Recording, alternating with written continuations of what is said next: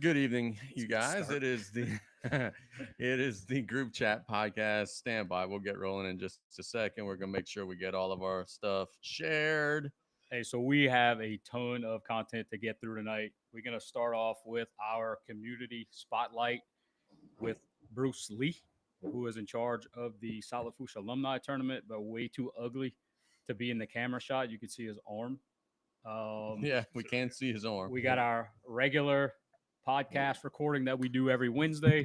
And then we also are going to do our Mott's mailbag, which is very popular. Damn, Bruce, I didn't think you get more ugly. And What's up, what else Bruce? we got? Oh, we got a couple Nick A. Bear's famous little games that we're going to attack tonight as well, including Homa Edition one Oh, I star can't wait. restaurant I reviews. can't wait. I spent some time on that. I can't And wait.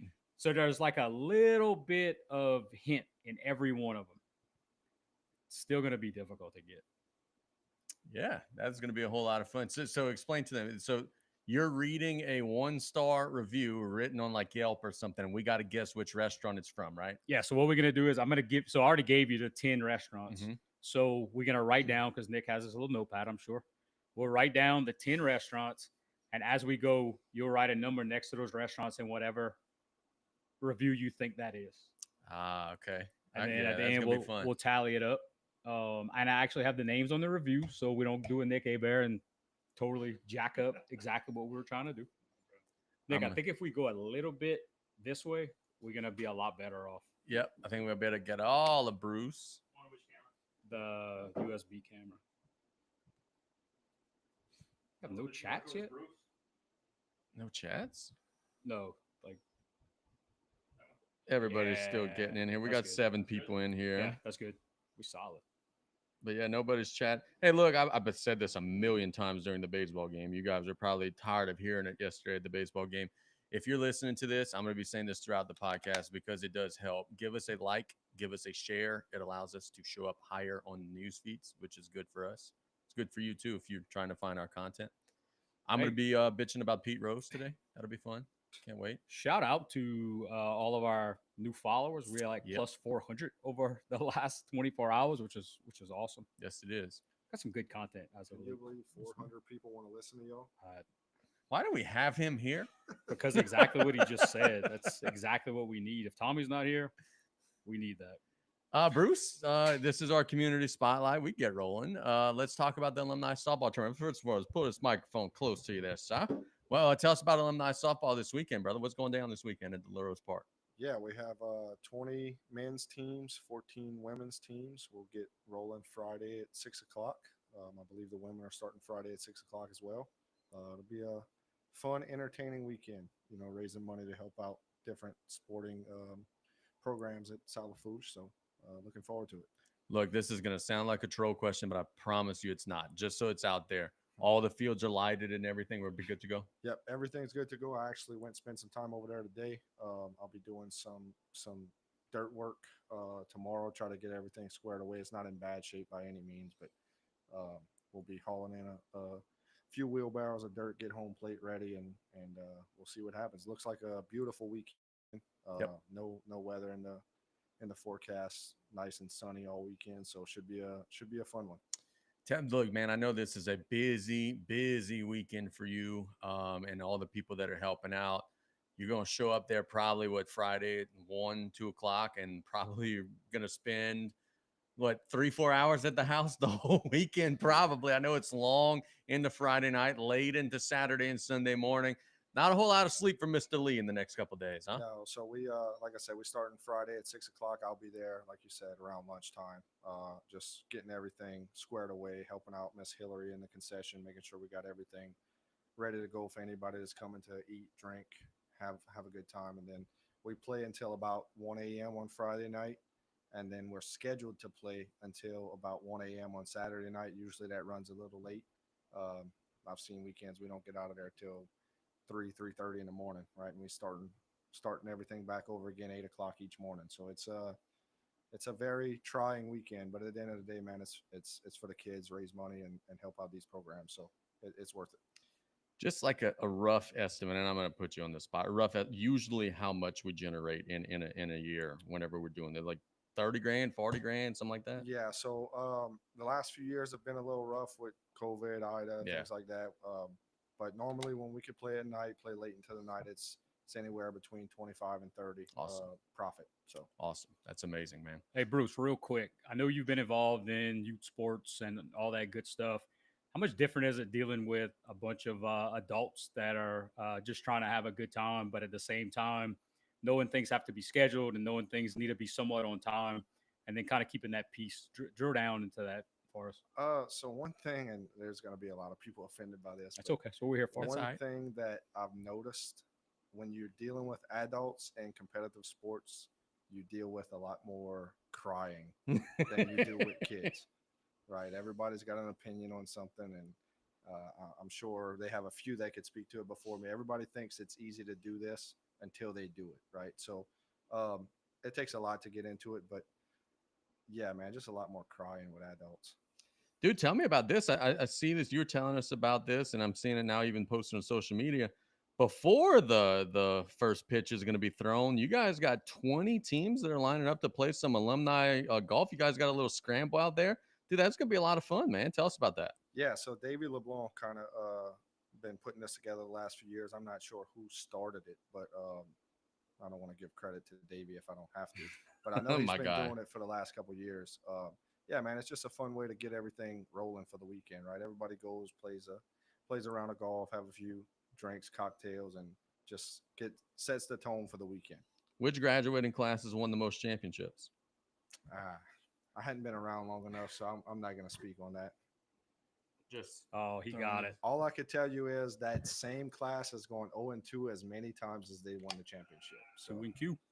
yeah, that's fair. it's all or nothing. But just like your boy LeBron, LeBron's won a few rings. He's lost in the first round a couple times. You know, hey, shit happens. Not more than Jordan. Fair enough. Hey, Bruce, the On either important, of those points, by the way. the very important questions. It's obviously an adult event. You have to have graduated. So, folks going to be partaking in some adult beverages. What do we got to drink over the weekend? Because I know being there a few times, only participating once, thank God. But being there a couple times just to support the effort. I know it's a halfway party. Yeah, so obviously you're gonna have your normal beers, your Miller Lite, Budweiser, Bud Light, Coors, things like that. This year I actually reached out to Miss Hillary, who's going to be running that side of things. I had a few requests for seltzers and high noons and twisted teas, so we'll be having those as well. I think we're doing White Claw. Ryan Pete requested some weird type of seltzer that apparently it's got to be only him that drinks it. Of course he did. I love you, Yeah. Ryan, but of course he did. So we'll have that. We'll have twisted teas. We'll have high noons. We'll have White Claws. Those will be a little bit more expensive. Obviously, they cost more to buy. So we'll sell those for $3 a piece, and then your regular ordinary beers will be sold at $2 a piece. So, But dude, look, I mean, you said that there, and you're right. You said, well, those are going to be a little more expensive. You go like to a restaurant or something, the cheap beer is $4 or $5. So you Yeah. just said $2 and $3. And again, I'll tell you, just like I told you when we had you on the radio, y'all don't show up with an ice chest of your own beer that you buy at the store, man. Like go and come with, $50, whatever, and buy your drinks at the dang event and raise money for the school, man. Because look, as Bruce just said a second ago, you want to drink a 6-pack? That's what, $12? Come on, man. Where else are you going to find that? yeah, exactly. And look, at the end of the day, it's a fundraiser, right? Yeah. Just remember what the weekend's about. And obviously, if you want to bring an ice chest, bring it empty and fill it up with our beer. 100%. 100%. That's funny coming from Bruce, who never takes the tab. I won't bring beer. I'll just drink the free beer that other people buy there. So who are the favorites coming in this year? Who's been talking the most trash? Because I know it's always a good time whenever you get around and folks start competing. Yeah, so I've been talking the most trash. Of I course. could answer that. I think the favorites going into this year, probably you got 5 teams that really are competing to win it. I think 2022 defending champs, obviously a bunch of good ball players from the past few years. They won it last year pretty convincingly. 09, you can never count 09 out. If they got all their guys, they get rolling. It's hard to beat them. Obviously, I think we compete well. We won it a couple years ago. 05, right? They'll either win it all or be done Saturday by lunch. Yep. And Yep. then they got a lot of buzz surrounding the old men team. The Always do. 1900s. They is always do. what we got them listed as. So they got man. They just know how to play softball. Yep. They don't do anything fantastic. They just hit it where you're not and one base at a time. And you, they don't beat themselves. You have to beat them. They're never gonna run into and out. They're never gonna drop the routine plays. So that's another team. And other than that, I think I would say 2011 has a good chance, but they play us first. So Yeah. Well, they'll be in the losers bracket early. bad luck for them. You can't face the guy who's running the tournament in the first game. I mean, Yeah. Well, so that's what initially prompted me to volunteer to start running this, right? Ryan Pete ran it obviously for years, and it seemed like every time he got the best breaks. I'm like, well, he's running the damn thing. So, naturally, I I know what take it that's over. like. First year I take it over, we win. 2 years later, we win again. So I don't know. Maybe it's a blessing, I guess. yeah. No, I hear you there, dude. And look, let's talk about the ladies. You said how many teams? 14. It's a good show. I was supposed to say, it feels like that's more than what they've had in Yeah, some years, huh? So they got a lot of the younger teams from what I've seen in the bracket have multiple teams. So I think 2022 has multiple teams in the tournament. 2023 has multiple teams in tournament. So Golly, that's cool. Yeah. obviously that helps out, right? Entry fees, man. Entry fees are a big part of the fundraiser. So the more teams we could get to participate, the better. That's cool. Bruce, tell me this. Double elimination. What's the format? I knew at one time it was one pitch, but with the lights being back, it's gonna be back to regular old softball now, Regular right? old softball, you start with a 1-1 count. We have a 50-minute time limit. And one thing to note, this will be the first year since Ida that the girls are playing with lights. So Sweet. They didn't have their lights connected last year. That was your Like- fault, from what I gather. Yeah. Yeah. So apparently that was my fault. I got a little backlash from the rec board that I got the lights connected and we couldn't use the lights because the rec league didn't have lights. And I don't know how that was my fault, but Yeah, I mean, I sounds pretty reasonable that it was your fault. Next thing you know, you'll be canceling Halloween. I just got a good buddy named Archie Chasson who made it happen. I don't know. My guy. And the first game is scheduled Friday, 6:00, correct? Friday, 6 p.m. on the girls' side and the boys' side, and we'll be playing damn near all weekend. I don't think anybody will last all weekend other than me. So, and Lucas Spalding seems to be there. I was just saying, yeah, you'd be Consistently. surprised. You'd be surprised. He never has shoes on, but It's okay. We're okay with that. well, it's weird because he's not from Golden Meadow, so that makes it awkward. Oh, if only you guys. I hope Lucas is listening to this somehow. But man, let's talk a little bit about South Fuji boys basketball, brother, and how good of a year it was last year. You guys made it to the postseason, second round. Got a lot of those kids back, Yeah. and are heading into an exciting off season. Let's talk about it, man. It was an awesome year last year, but I'm sure you guys are super jacked up to go try to maybe make some noise next year, especially in a more manageable Division II bracket. Right. So actually, I ran into Carter Cantrell today, and he came run up to me, shake my hand. Hey, coach, how's it going? I said, man, what you up to? There was talk towards the end of the basketball season that he might be going out for football. I said, hey, man, you out there spring practice? He told me, no, I'm working on basketball. And obviously, his brother's doing the same. We've got a few kids that's getting the ball up, getting in the gym, working out. Talked to Coach Pokey a little bit, doing a lot of lifting and cardio right now. So, but yeah, man, it was exciting. It was a fun time to be a Tarpon basketball program, be part of it. And like you said, we got a lot coming back. We're losing Nick Coleman, man. He was a big part of what we did on the floor. And then a lot of those other guys were just leaders in the locker yeah, room. 100%. Just glue guys. Alex Freeland didn't get much time, but you couldn't ask for a better kid to coach. Carter Brill, right? Rustin, Remy, and shoot, I know I'm forgetting one. I'm gonna get Peyton. Peyton. Yeah. Peyton. That's not the one to forget. All right. I'll be getting a text from David shortly. I'm sure. Yep. Now, one thing that you guys got to deal with is last year, especially early in the year, maybe snuck up with some people. Now, going into the next year, everybody knows, hey, like they're gonna be good. Yeah, you got to change your mindset, right? You go from the underdog and a lot of people's eyes to now you have the target on your back, and how do you handle that?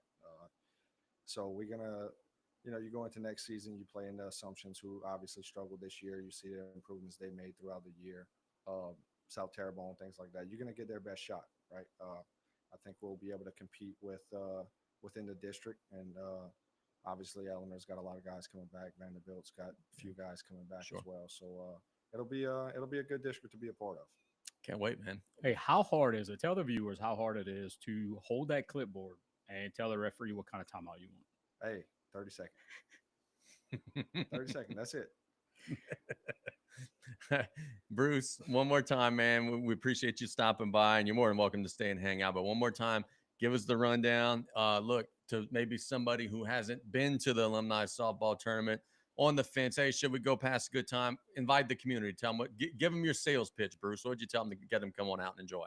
Yeah, so this event's obviously centered around softball, but I would say it's more of it's a high school reunion every 100%. year, right? You get to see people that you haven't seen in a year, or if you haven't been to alumni in a few years, right? Everybody's there. Everybody that you think about, from you go look in your yearbook, you see, oh man, I hadn't seen this guy in a couple of years. He'll be there. So you want to come pass a good time. Like I said, help raise money for kids that are in school now. You don't realize how much this fundraiser benefited you when you were in school. So just come out, like I said, spend some money. It's better than anything else you're going to do, and you get to catch up with a few old buddies. Amen. Mr. Bruce Lee, we appreciate you. Like I said, you're more than welcome to hang out and talk some sports with us, but that's the alumni softball tournament. Man, I hope that you guys don't win, but if we don't win, I hope you guys do. Yeah, we. Hear that? We. Yeah, well, but here's the thing. I was told this by Britton Como one time. Britton told me, he said, the most valuable person in a graduating class is either A, the dude who could hit home runs, or, listen to this, B, the dude who can't hit home runs but knows he can't and doesn't play. I would be the second one. That's a good breakdown. Britton's got a few of them on his team that need to take that secondary advice. And he can't tell you that, but I will. There you go. Well, my man, we appreciate you. Thanks as always. And like I said, more than welcome to hang out and talk some sports with us if you want. Yeah. Nick, come get your mic back. That's Mr. Bruce Lee. We appreciate his time. Go and visit them at the alumni softball tournament. They are going to have a wonderful weekend. They always do have a wonderful weekend.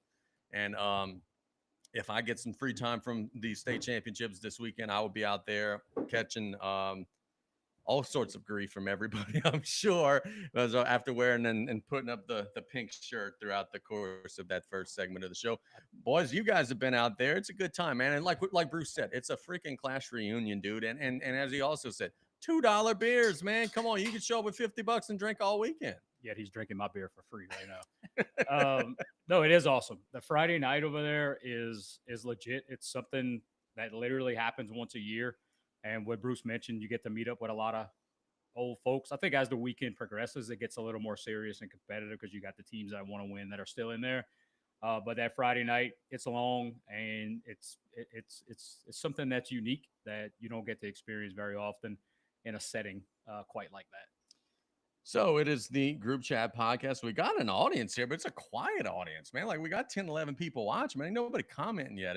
I feel a little weird without people trolling us, telling us about all the different things that they want to hear us talk about.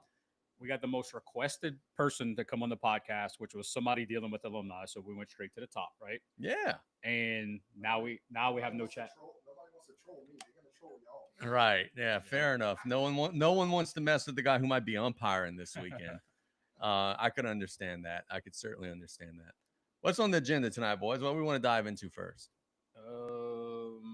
So we'll start the pod. Yeah, let's roll. Let's roll. I'm I ready. don't know what an ad marker is, but I just pressed it. It probably is going to, yeah, there you Clip go. it. Yeah, it's going to clip right there for you. First thing on the agenda is the Pete Rose situation. Pass me that little iPad, Shawls, if you don't mind, sir. That's the one that has my Google app on it. Thank you. So I do have.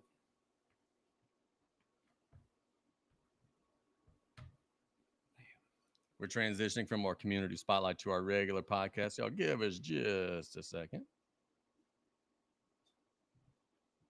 All right, boys. Got a sick kid at home. Uh-oh. Hope they feel better, man. See you this weekend. That's Yeah, Mr. Bruce Lee. We appreciate his time. Freaking troll.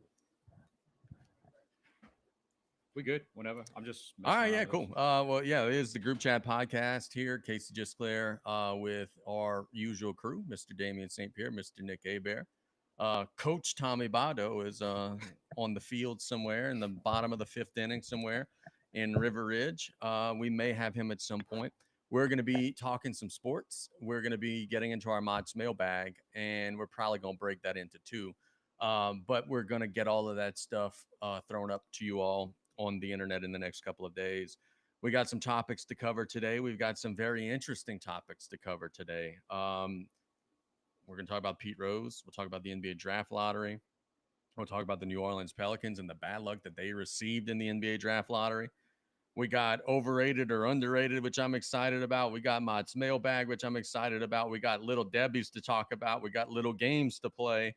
So we got some stuff to do. But let's dive in with Pete Rose, who is now eligible for the MLB Hall of Fame. Yesterday, the Major League Baseball commissioner, Rob Manfred, came out and basically said, hey, everybody who's dead is now eligible for the Hall of Fame. We're going to lift any lifelong bans and end them at the span or the end of a person's life, which now makes Shoeless Joe Jackson, which now makes Pete Rose, which now makes all of these wonderful players of the past eligible for the Hall of Fame. Pete Rose will not be on any Hall of Fame ballot because he retired too long ago. There's an old timers committee who could appoint him into the Hall of Fame in the future. Here's the thing that really bothers me about this. I'm going to go off on a tangent. I'm going to get the boys' thoughts in just a second. Pete Rose, I think, is the best baseball player who has ever played. He had 4,000 plus hits. Pete Rose never point shaved or anything like that. He bet only on his own team.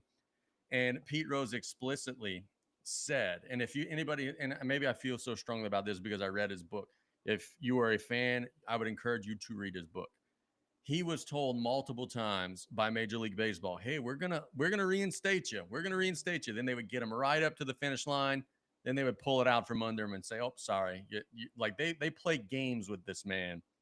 And then now, the last week that Pete Rose is alive, he has an interview and he says to the person interviewing him out in Las Vegas, he says, I would love to be in the Hall of Fame. It'd be the greatest honor of my life. But if it happens after I'm dead, I don't want to go in. If I can't physically see it, I don't want to be in. And now to see this come out, they're going to put him in after he's dead against his wishes. Frankly, it's just one more time that they're pissing on Pete Rose, and frankly, it pisses me off. So I have a clip of him almost saying that. But look, Pete Rose is top 10 greatest baseball players of all time, and there's not much argument there. He's probably one of the top 3 hitters of all time. And he's doing thing. He did a thing. He admitted it. He's obviously taking his lick about it.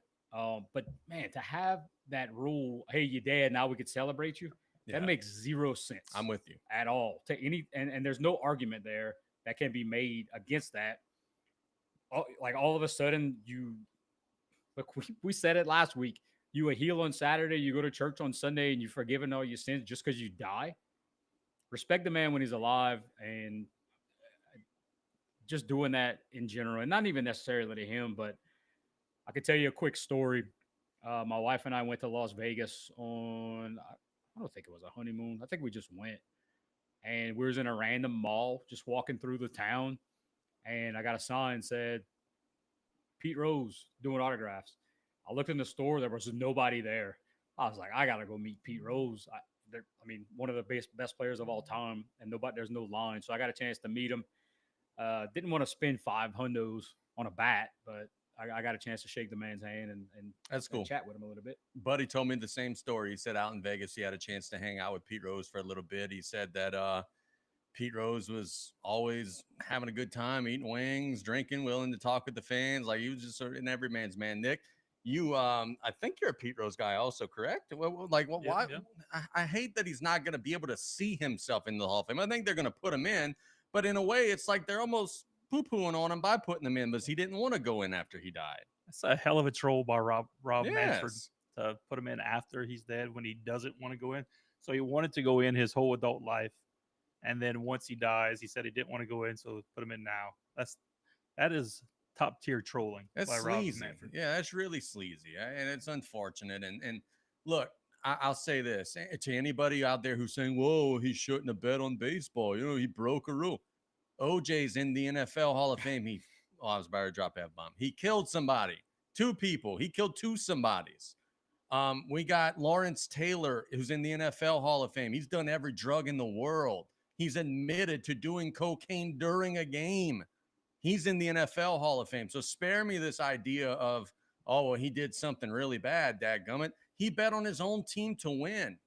And here's the thing that pisses me off even the worse, and I know I'm going off on a rant here, but Major League Baseball is, oh, well, you can't bet. It's a cardinal sin. Oh, but the bottom of the first inning today is sponsored by DraftKings, and the top of the second sponsored by FanDuel, and it's Dinger Tuesday.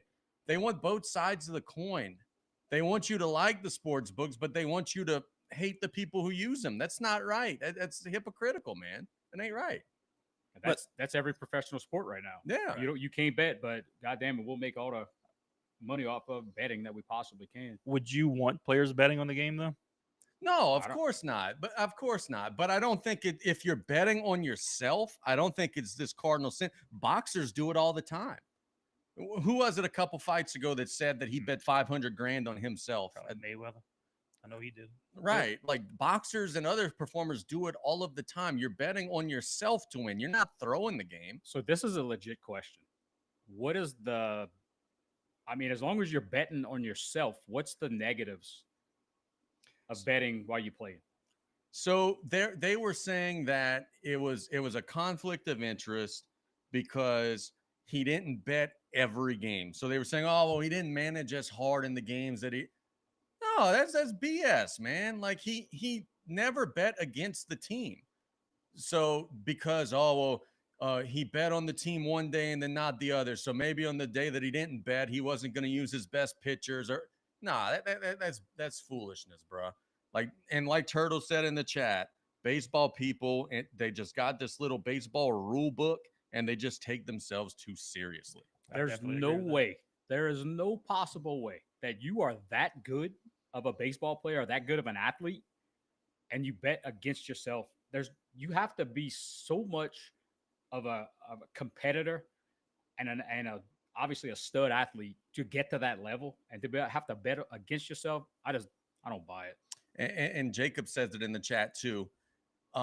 He bet as a manager. We're down on TikTok. Something's going on there. He bet as a manager. Probably cursed too much. He says restricted for some audiences. That's okay. It should be. I say we're not for all audiences. But no, why can't we just put him in as a player? Like ain't nobody trying to put him into the Hall of Fame as a manager. Trying to put him in as a player. He's one of the best players ever. So again, that's my thoughts on this. If people disagree, like I think people got. I don't like what Nick said there. I ain't gonna say that. Shuck them. I only say that to one person. Hey, so I got the clip loading. I think I finally got it, which we had 0 time to prep today. This is probably the most prepared we've been to actually talk, but the tech side, not so much. Hey, we'll make it work, baby. I got to spend my my after work time watching Caroline get some awards for school. She was hamming it up, I texted Brad Terrebonne this during the ceremony. There's nowhere, and I'll go off for a second. Go ahead. There is nowhere that I go that I sit next to a person that just enjoys the time. I have to sit next to the most loudmouth moron in the building, no matter where I go. It's a magnet. I'm usually that person, including here at this table. Yeah, I was about to say you usually sit next to one of us when we go swimming. Because Brad and I used to make the joke. So Brad and I obviously like to watch our kids participate in sports. We coach together, and we also watch our kids participate in track. There was this gentleman there, and I use the term loosely, that asked 1,000 questions a minute. He was convinced that there were teams there that weren't there, and he was trying to guess what teams and what mascots, and and I hate that I let myself get that angry at that, but it just happens. Bobby Cox is in the chat. Tommy Votto. There we go. And putting me on the ballot.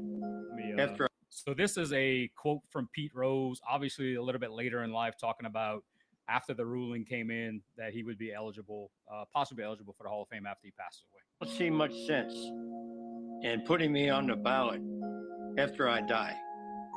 Because for a player to go into his or her Hall of Fame, It's more or less for your family, and it's more or less for your fan base. And I'm big on both of those two things right there. And I know most of the people who rooted for me my whole career would love to see me in the Hall of Fame as a living player, not as someone that's 10 feet under. And I always thought about that. What good would it do my family if they put me in the Hall of Fame after I die? I can't think of anything good about that. I don't see much. Well, that was the interview clip outside. That was like 3 days before he died. Then I did good. Yeah, like that was like crazy. It's almost like the Ultimate Warrior doing a promo on Raw and then croaking the next day. Like that was an interview clip.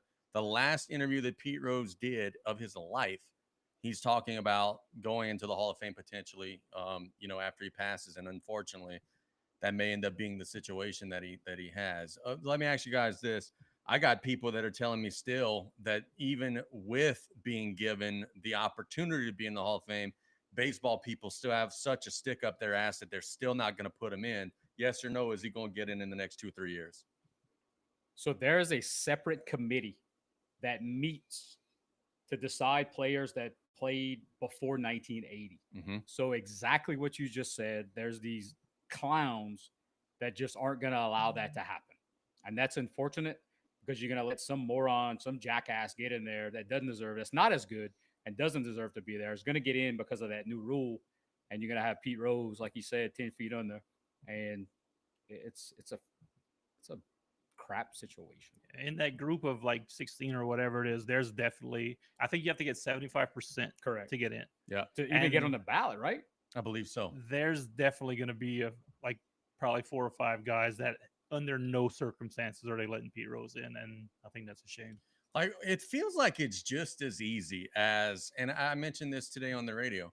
Why don't we just put him in, and while putting him in, tell the story? Like, why don't we put Barry Bonds in and say, yeah, he's in here, but he did have a storied history. Yeah, he did, use steroids. Why don't we put Mark McGwire and Sammy Sosa? Because boys, who are the 3 most memorable players of our childhood in the MLB? I would argue it's Mark McGwire, Sammy Sosa, and Barry Bonds. Jose Canseco is my other one.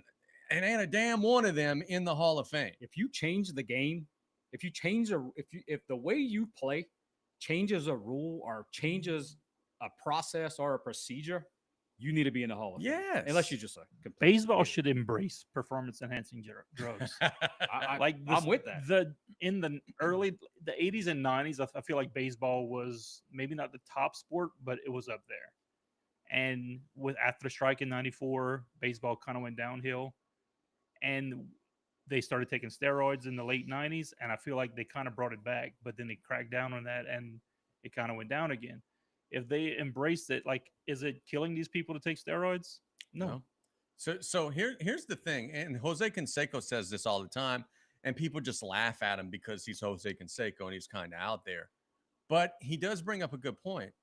If it's a performance-enhancing drug, PED, performance-enhancing drug, but everybody's doing it, I don't see much. Are you really cheating at that point?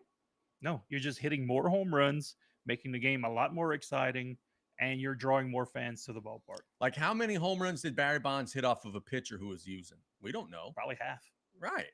How many home runs did Mark McGwire hit off of a pitcher who was using?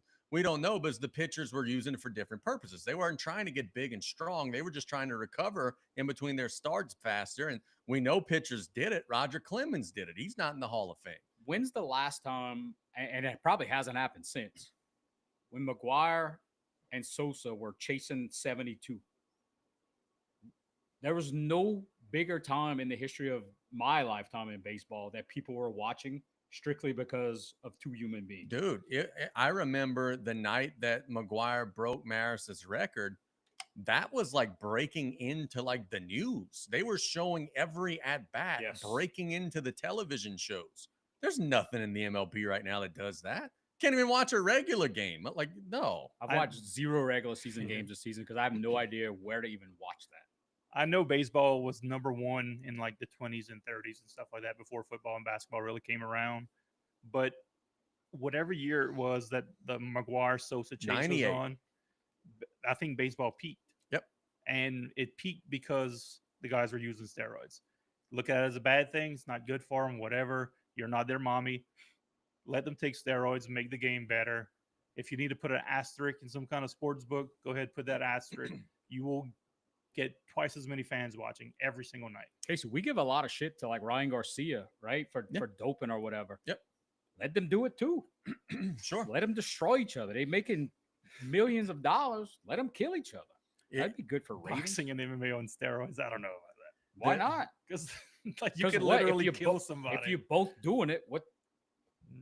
Go destroy yourself. At the the time that the MLB players were doing it, it was not illegal in the MLB to be doing it. This was the federal government cracked down and said, "Oh my God, you guys have a major problem," and then the MLB cracking down after and saying, "Oh my God, we're so sorry, we didn't." It was not against the MLB rules to be doing this, which is the reason why they were doing it. And they would have to go in front of Congress to testify about this stuff. Like, Congress has better shit to do than to worry about what Mark McGuire's doing and what Rafael Palmeiro's doing. I said the same thing That today is when I so saw ridiculous. that there was a law passed in Baton Rouge for NIL regulation. Fix the fucking Golden Meadow Bridge. Thank you. It's not coming back. I heard. And I was going to say voter ID laws, but go to Meta Bridge, yeah. So Marcus just chimed in. He is literally the only baseball fan that I know. Asking, Big Red Sox fan, huh? Yeah, Marcus? Right. No, I don't know. Right. My neighbor Mike Davis is a big Yankees fan as well.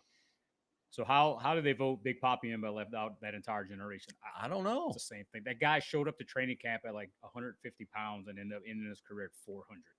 Like there's something going on there. It wasn't, and that's when Manjaro was still around. Was around. So you could have tanked that weight. Well, the thing of it is, Big Papi was beloved, and he got stabbed after he retired. And it was a popularity thing. Nobody liked Mark McGuire and Sammy Sosa until after they retired. They were beloved and they played. But after, everybody piled on. Oh, man, you guys were a bunch of cheaters. And then everybody followed suit. And popularity contest. Whatever Sammy Sosa took to make himself white is worse than steroids. I mean, whatever that What was. is going on there? Let's talk about that. Why is Sammy Sosa no longer a black man? What happened there? That's a good question. If we had a stat boy here, He's John Pete, where you at? unrecognizable now. Dude, he is. Look, I don't know what happened. And it's not like some people get like a disease that like turns them white. So we don't mean to poke fun. But no, he says he applied like some sort of cream or something. What's funny, the Google search, why is Sammy Sosa? And I was going to put white. Of course. It just put, why is he still alive? Oh, wow. That's kind of morbid. Dude, like, look, he's no longer a bleaching. black man. Result of skin bleaching cream. So he did it on purpose. Bro. Why? Because now, like, he looks pink. So the number one AI search, the three breakdowns are skin bleaching, not a racist, and public relation. Sosa admitted in a 2009 interview that he uses a cream at night to soften his skin, which also has the side effect of lighting it. He also stated it was not intentionally to change his skin color, but the cream's effect combined with the bright lights made him appear white. Under the next bullet point, Sosa has explicitly denied being a racist or having any shame in his Dominican heritage or darker skin tone. Yeah, so he's not a black guy who hates black guys. Just for the record. Sosa, correct me if I'm wrong, because I'm 90% wrong here. He got accused or admitted, one of the two, of urinating on himself in the shower. Correct. So he's got like a skin He's a weird ADHD type of deal. What? Why? Like, what was the reason for this? He would. I want to say It strengthens the feet. Yeah, he said something about urine doing something to his skin. I do remember this story. Damien's Googling it right now.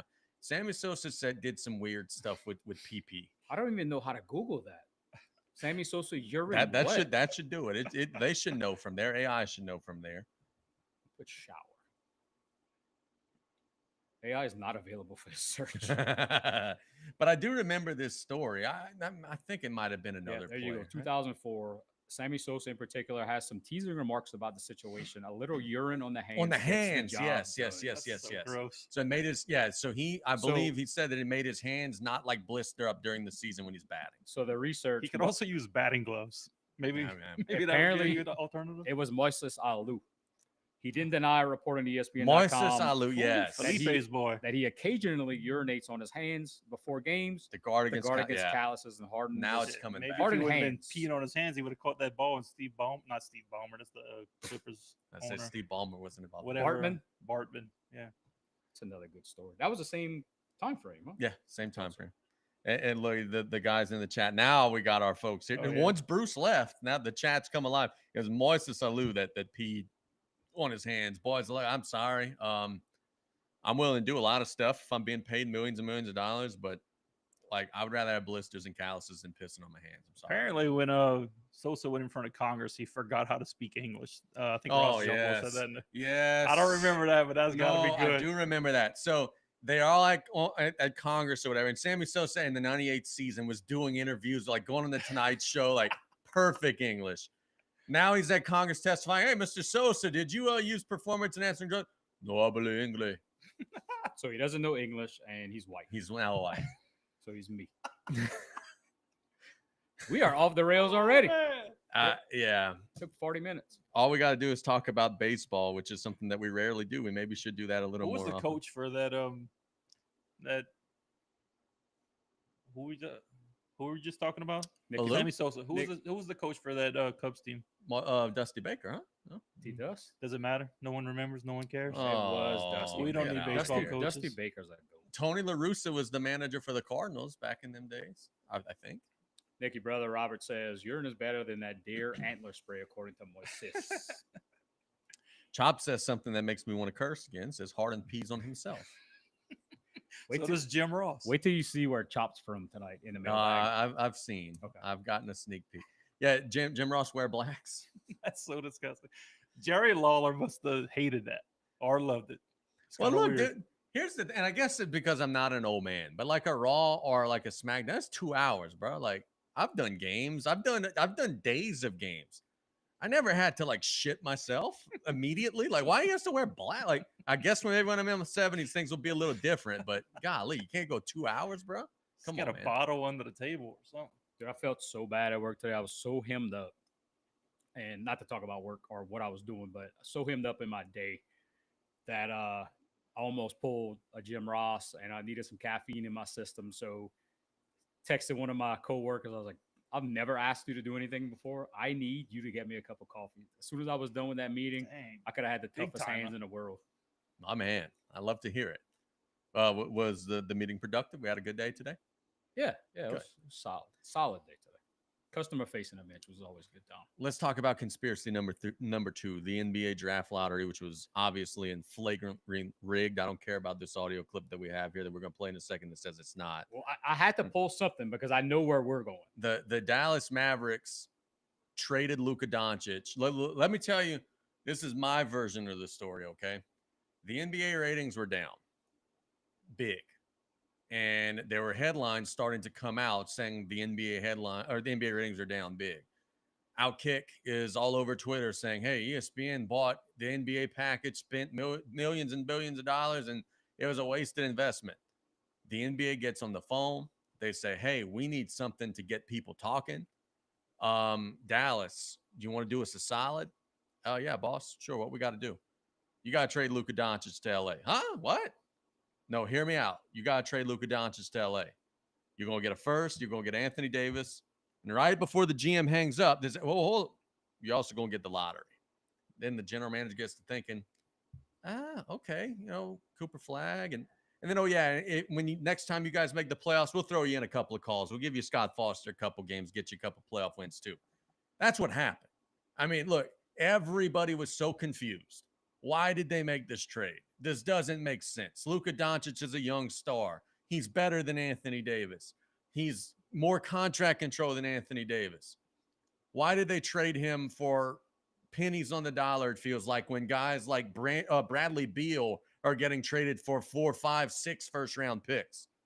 Well, now it makes sense. I truly, firmly, hand on the Bible, would believe that this was rigged and that the NBA told them, if you do this, we're going to get people talking. We're going to make the big market team more interesting.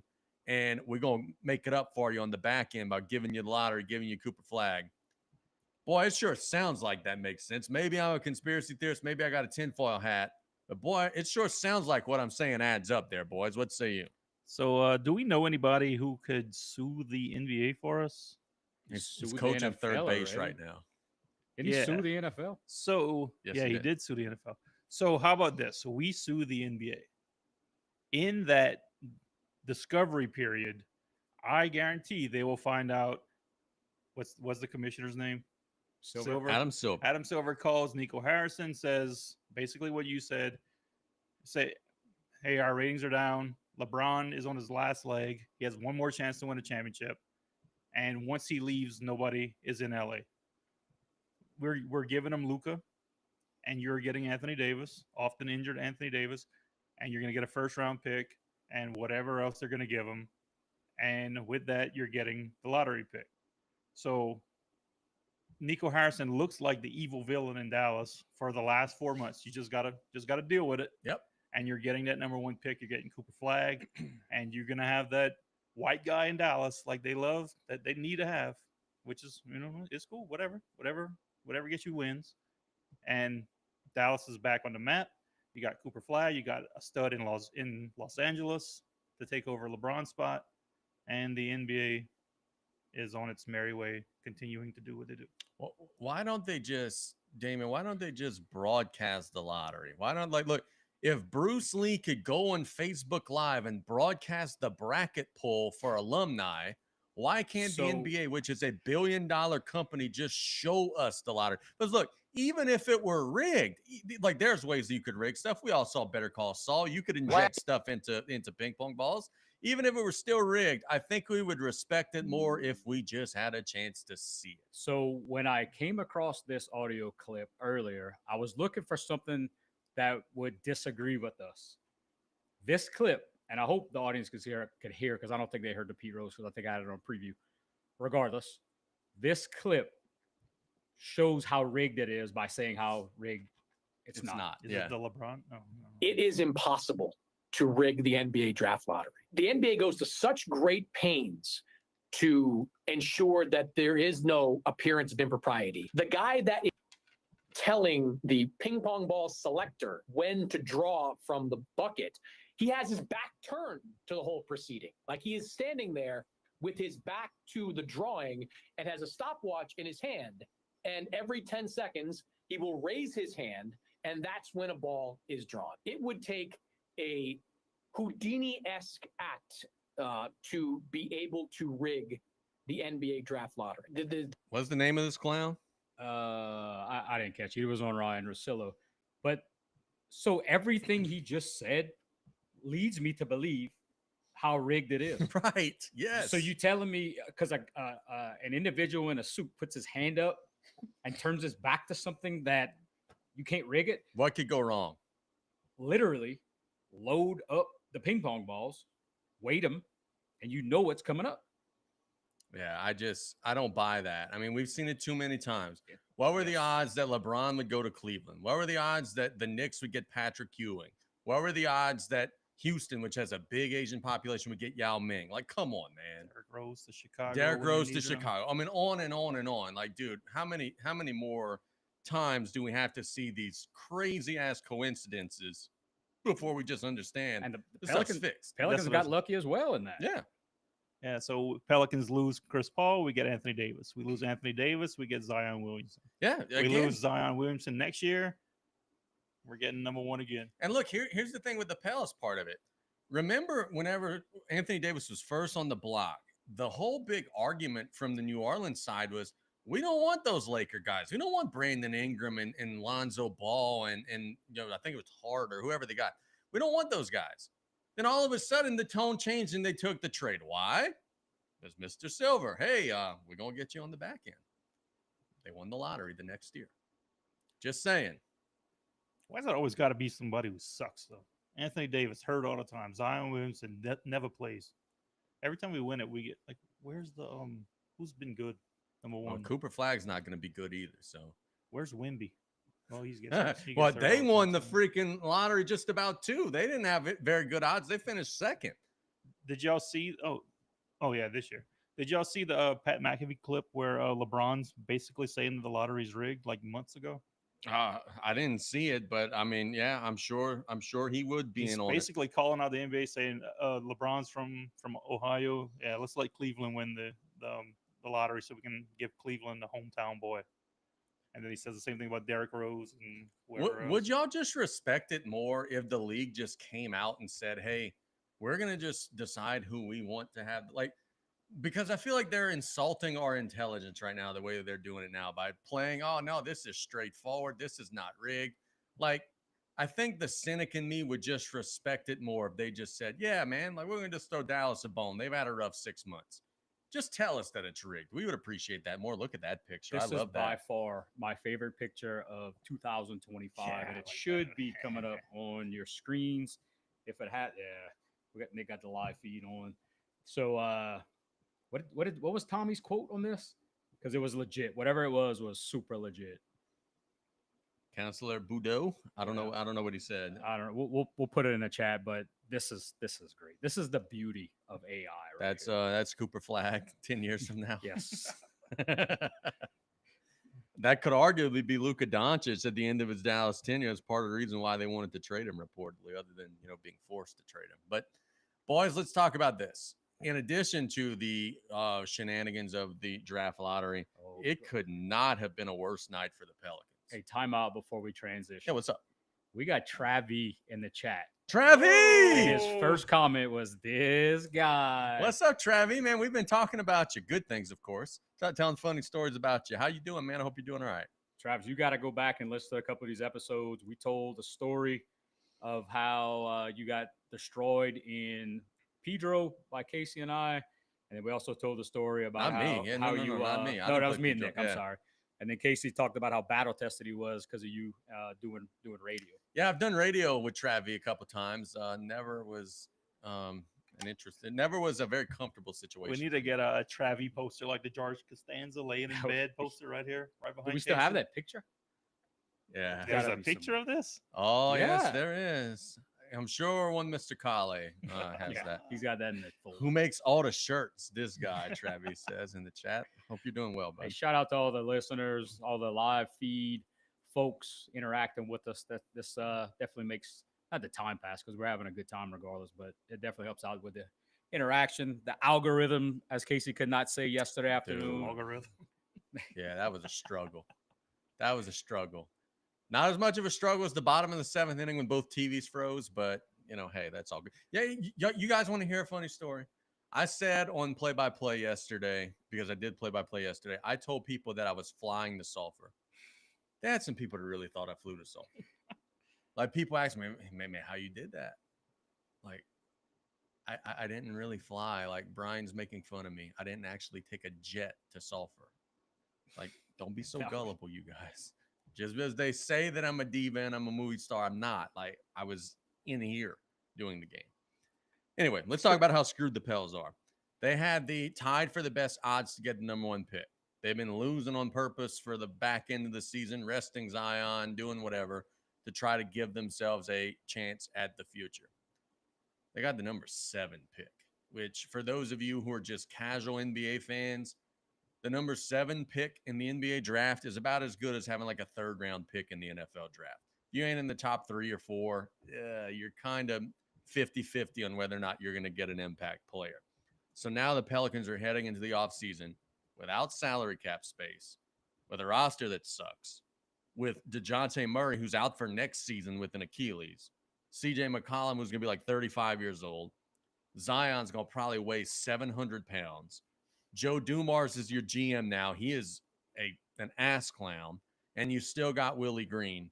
Boys, is there anything to be excited about right now with the Pelicans? Because the lottery could not have gone any worse for them. The only thing to be excited about is that hopefully we get gifted a number 1 next year in the lottery, because this team can't compete. Casey, I'm gonna try to debunk your theory. Yeah? So going from last year until God knows when, the number 7 selections overall. They've been okay. You But is anybody on that list changing the Pelicans franchise? And there's some decent players. I mean, decent. You Well, got Stephen Steph Curry. Yeah, come on. He's all right. Bismack Biyombo is not a franchise-changing guy. No. Charlie And we Villanueva, could give you Eric Gordon again. Luau Deng, Nene was a guy, man. Yeah. They can end up getting somebody like Chris Mim. Chris Mim, yeah, that'd be solid. I saw that they were flirting with the shooter from Duke. What was his name? Knipple. Yeah, Nipple or something like that is his name. Tommy would. Kyle Rittenhausen, whatever. Gardenhausen. Turtle says, explain the Joe Dumars hate. Okay, well here's the thing, Turtle, and so Dumars had a really good beginning to his run in Detroit, where they put together the Wallaces and Rip Hamilton got Tayshaun Prince, but the end was really, really bad. Gave Charlie Villanueva a max contract. Like the last 4 or 5 years of his run in Detroit were horrendous, like horrendous to the point to where they're just now 10 years later recovering from it, trading first round picks. And so he's widely regarded as having a very, very, very bad end in Detroit. And people are saying he was washed. That was 15 years ago. So that's why some folks are a little nervous about Dumars. Where did Joe Dumars go to college? I don't know. I know he's from Somewhere. Louisiana. Is it UL Monroe? I was on Joe Dumars Boulevard a couple weekends ago. Branson, McNeese? Missouri. McNeese University. Come on. I didn't realize he went. They there. didn't change it to Will Wade? Hey, so honest question again, because I'm an honest guy. Dumars built those Ben Wallace squads. Yeah. Those teams stopped me from watching professional basketball for about 5 years. That was the most boring brand of basketball. Watch. Those Pull finals this up. where Rip Ben Hamilton. Wallace was just averaging 7 points a game and just killing people with the huge afro. Who was Lindsey Hunter on that team? Rip Hamilton, Chauncey Billups. Tayshaun Prince. You can miss me with Billups. all of that. Dude, so true story. I was on our senior trip in 2005. We were in Destin during the finals, and it was the Spurs and the Pistons. And when I tell you that we literally fell asleep watching one of the games, let me read you the scores to these games. So in the 80s. Right. Game 1, 84-69. Game 2, 97-76. Game 3, 96-79. Game 4, 102-71. Game 5, 96-95 in overtime, by the way. We needed overtime to get to the 90s. Game 6, 95-86. Game 7, a real barn burner, 81-74. Yeah, we were in Destin after spending a day on the beach having the game on, and it was like putting us to sleep. It was like freaking Dramamine. Hell no. I'm with you on that. So Turtle mentioned Rasheed Wallace. That's the only thing that was worth having on that team. And it was the only thing worth watching. Chop mentioned, and I'm trying not to put too many of these on the screen because it's aggravating to delete them, but Chop mentioned good uniforms. Chop, who are we talking about? Because if that's the thing that we're talking about, like, oh hey bro, they got cool uniforms. Come on, bro. We Turtle also said, I'll take 3 good years for 15 bad ones. Well, the Pelicans franchise is doing that too. Just not giving you the 3 good years yet. Right smack in the middle of the 15 bad years. I have a hot take for the day brought to you by Martin's AC and Electric, and this goes back to that era. Maybe you guys are not going to be with me on this, either here at the table or maybe in the chat. But one of the big reasons why I hated on the Detroit Piston teams was the PA guy going, Detroit basketball. Aggravated the hell out of me as part of the reason why I didn't root for him. How you like the Jacksonville Jaguars little chant? Duval said born in the house. Pop Tart said beat Kobe and Shaq in 2004. Is that a fact? We got a robot check on the. Come on, Nick. Our TikTok feed is so needy. It always wants us to confirm that we're real and prove that we're not a robot. Gyro, listen, Gyro has been destroying me about some of our takes. He calls us old heads, Yeah. but now he wants to see a 75-80 game because they didn't shoot threes. Nobody That was wants to see that. basketball. Is there, what can the Pels do next year to be competitive? You don't have Murray next year. McCollum's old. Zion maybe does or doesn't want to be there. Like, I feel like they're heading into a year that's similar to the Saints, where like the best case scenario is for them to be bad. Like, okay, what's the best record that you think they could have? 38-44, 40-42? What good that does? And that's a dream season to win Right. that many games. I'm telling you, we said it last week. As soon as they get rid of Zion, he's going to be a 60-80 game player, and he's going to be a freaking all-star again and totally different player. Crazy. But it's hard to disagree. Are y'all sold on Willie Green being back? I thought they should have made a move there, man. Like, come on. No. Apparently they don't coach. Basketball coaches don't coach. Freaking hater. We got someone in the chat asking for a Mount Rushmore of South Lafourche alumni softball players. Alan Jones. Alan Jones, that was my guy right there. Davey. Davey LeBlanc, really? Davy's had some years, dude. Alan- Back in the day, Nicky Savoy was a hoss. Alan Jones batting is What about Troy Bychurch? Oh, Troy Bychurch, first ballot Hall of Famer.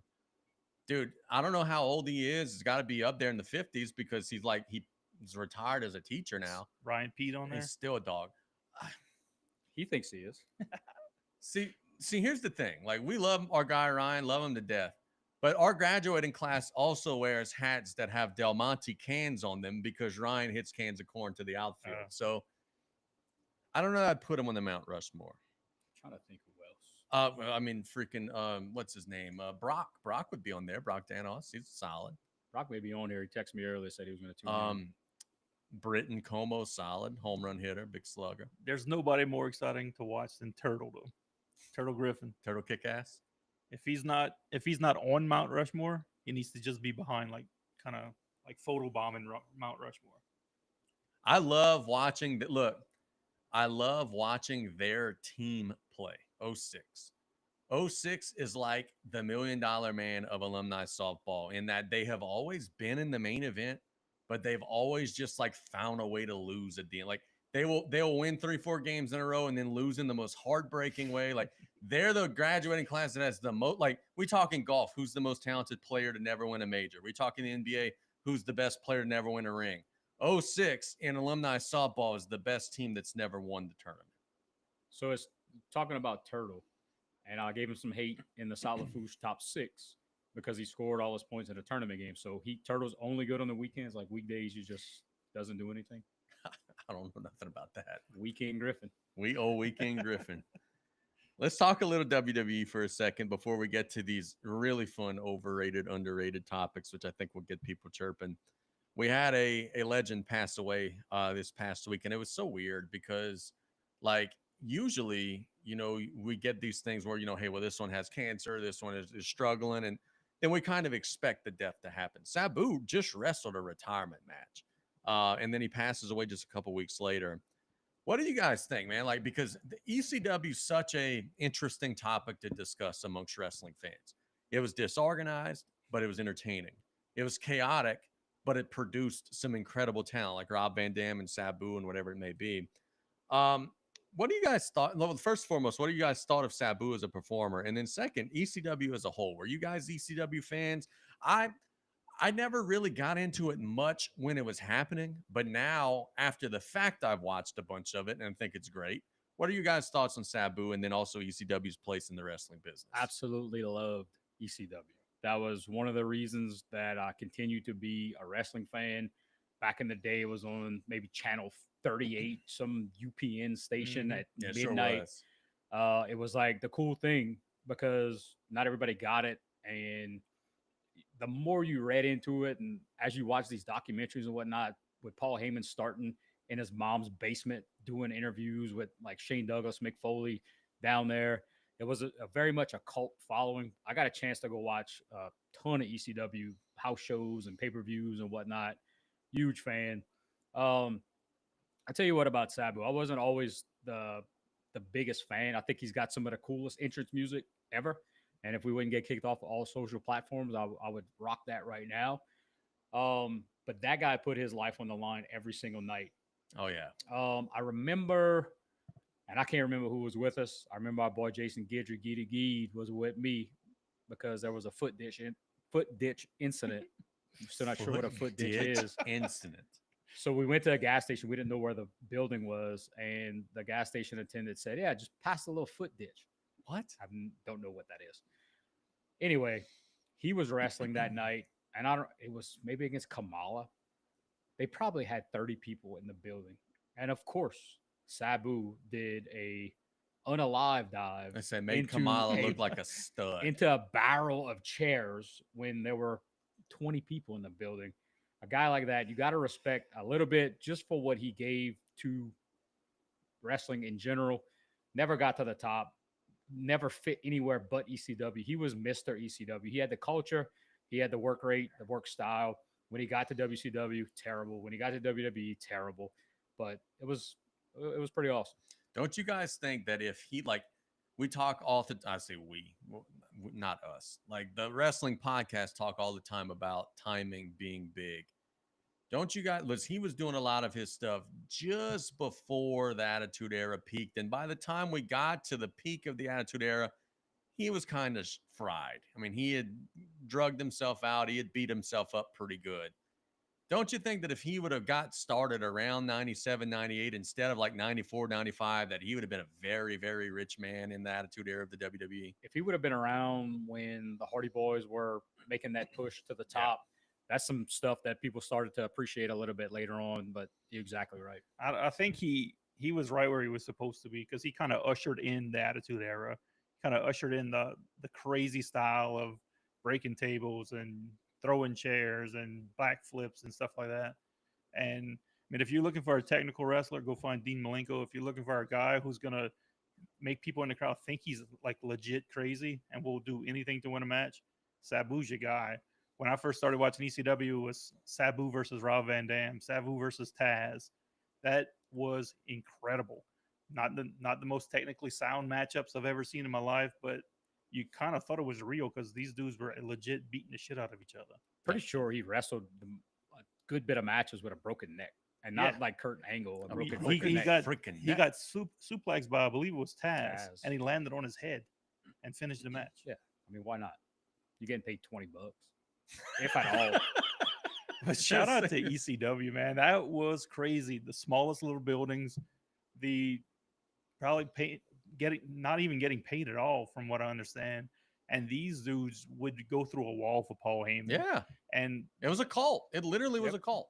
All the while, Vince McMahon's taking care of the payroll in Paul Heyman's pocket. And I think that's what made ECW so great, because WWF was going through that period where nobody was watching. Bret Hart was on top, and it was really stale wrestling.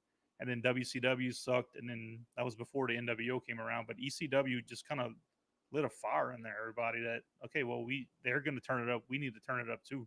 And that was some good stuff in the early days of ECW. And they brought the cruiserweight action, right? Sure did. WCW kind of stole that from them. Benoit, Guerrero, Mysterio, a lot of the luchadors came up through ECW. And you really saw the first edition of Stone Cold in ECW. Yep. When he went there for that period of time, they let him loose, and they probably captured something in him and in his character that stemmed from going, what was he, when he was with Ringmaster. The Ringmaster. Lord. Yeah, the Ringmaster. Chili McFreeze. By and large, they got some dudes now today, like who's the dude in AEW? The guy that was Sting's partner. Darby Allin? Darby Allin. Terrible. Yeah, right. These dudes, somebody's gonna end up dying. Like the stuff that Darby Allin does, the stuff that Moxley does, like you're not a good wrestler just because you're taking a razor blade and slitting your wrist during the match, dude. Like these dudes are doing way too much stuff. Like that's the thing that I want to emphasize with Sabu, is he was still telling stories while doing crazy shit. Now guys are just doing crazy shit and it's become like Cirque du Soleil. Like Sabu, I think, walked that line very well. I feel like it's just a time in wrestling that's passed, and people just don't have an appetite for it right now. So Murder said, shout out New Jack. Did you ever see the mass transit incident, Casey? Or a video. I had that tape. So I know of New Jack's psychotic behavior. Something. So this guy walked into the ECW building, claimed he was a professional wrestler. He ended up being like 17 years old. Now, this gentleman was 6 foot, probably 450 pounds. Ooh. He was like a Ralph Cramden type of gimmick, where he was like a bus conductor or something along those lines. And Paul Heyman, for whatever reason, maybe had an opponent drop out or somebody didn't show, decided to put him against New Jack. This story's starting to come to me. Then New Jack beat the ever living. He stabbed his forehead, and the dad came out the crowd. If you go to YouTube, there's a ton of videos on it. Look for the mass transit incident. Some pretty good stuff. Yeah, I think it was an X-Acto knife he was using to cut. Like Sabu grabbed it and was just digging into the dude's forehead, from what I remember. So you but God, that's rough. Speaking of Sabu, we can't talk about Sabu and Rob Van Dam and ECW without giving a shout out to their manager, Bill Alfonso. Man, Is that the guy with whistle? yes, and yeah, That was coach in right down the middle. WWE. The whole Rob Van Dam Sabu, it's calling it right down the middle, baby. I'm gonna have to Love go watch Bill some of that Alfonso. stuff. Yeah, that's our homework tonight. Watch Rob Van Dam versus Sabu feud when Bill Alfonso is managing them both and calling it right down the middle, baby. Dude, it's fucking nuts. Yeah, that John Pete, good chime in. That was the guy's shoot name. What makes you more over, coming out of a box or whistling ringside? The coach was never over. Yeah, no doubt. So, yeah, man, shout out to Sabu, one of the greats. Unfortunate to see him pass away. And you know what? I'll go ahead and say it. Even more unfortunate that he still had to be wrestling at 60 years old. As we said, he was just a little bit off of the time schedule because he should be a wealthy man. He shouldn't have had to still be working. But you know, hey, he loved it. He was bitten by the bug, and unfortunately, he's no longer with us. Y'all ready for overrated, underrated, boys? Yeah, you want me to take this? Yeah, let's go. So, real quick, before we go into overrated, underrated, shout out to all of our new subscribers, our new followers. We're plus 400 over the last 24 hours. Appreciate all the guys in our crew here making a point to get some followers. Got I like a this list. good steady stream right now with some folks that are paying attention to what we're doing. We got a lot of new content coming out after today.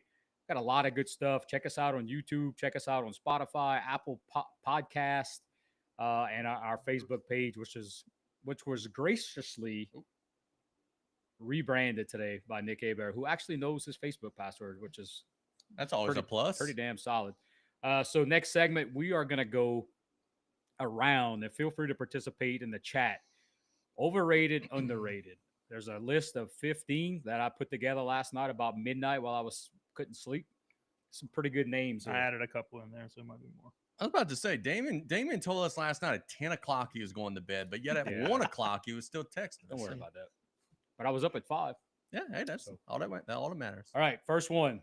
Now we are going all over the place. You got some football players, you got basketball players, you got some sitcom folks. First one, Joey Gladstone. Way overrated.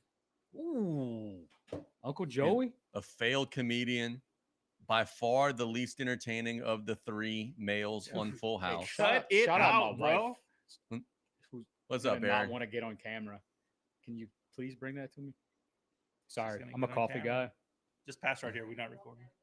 Yeah, we're not live. We're not live. If you just go straight, yeah, there you go. You're good. Ball chimed in and said Tim Storm would destroy Sabu. Yeah, well, if the heel Tim Storm Bro, for John sure. Pete needs to cut that shit out about Shane Douglas being overrated. But no, Gladden, the thing about okay, Danny was more entertaining. Jesse was more entertaining. Joey was the least entertaining of the 3 males on the Cut show. it out. He was a failed comedian. He never made it to the big time. He is way overrated. Okay, but he took care of all the kids when he didn't have to. You Does know that what- make him you know what- underrated or creepy? Do you know Even what this Chop guy? agrees Do with you know me. what this guy did to Alanis Morissette? Holy She crap! got a song about him. Oh, underrated. Underrated. Chat no. says overrated. But Underrated. he's overrated. He's way overrated. All right, next. I'm going underrated. I think he did a hell of a job as an uncle. I'm Way better, underrated too. way better than what I do. Next, Out. Al Borland of Home Improvement. Underrated. He carried the show. I think he brought down Tim personally. No, dude. Because all right, here's the thing. Okay, so I'll use South Lafourche basketball as an example. What were some of the funnest years in the locker room? It was when Coach Kale was picking on Brody and was playing because Brody was a easy one to pick on. He was an easy target. I love you, Brody, but you get scared a lot when Coach Kale's creeping around the corner like you were an easy target. Al received the jokes well. If you're going to make a practical joke, you need an easy target. Al Borland was an easy target. He had a fat mom that we made fun of. He always wore flannel, had a really nice beard as a guy who's a bearded American. He was underrated. I don't think so, Tim. If that Listen was to Wilson this. in the studio while Tim Taylor was doing his little show, if Wilson's there, half face, half fence, I think that show gets better ratings. No. This has got us some interaction here. Uncle Joey opened for Wayne Newton, so y'all could go to bed on that. Bro, I love Wayne Newton. He did open for Wayne Newton. I'll give him that. Mr. And Woodchuck. Wayne Newton's better than the Beach Boys. So I'm going Al. Al's a great friend, a great co-host, and that's what I try to be. You need to be more. There needs to be more Al See, I Borlands in the appreciate world. that. I can tell you for a span of time that Richie Mott was Al Borland, not a good friend or co-host. Kind of looks like him too. He So just he looked doesn't- like him. Put a little flannel on him, and yeah, I could see that. Next, I agree, Tim. Next, and I wish Tommy was here to talk about this, but this is the last of the sitcoms. Tori Scott, late edition, Saved by the Bell. Oh, I was wondering. I didn't even know who that was. Okay, Saved by the Bell, That's Tori. what I'm here for. Trying That's to be a definitely good co-host. underrated. Definitely underrated. She didn't have that big of a role, and I think she could have carried it. Was she better than Stacey Carosi? No. She didn't have as big of a role, which makes her underrated. Right.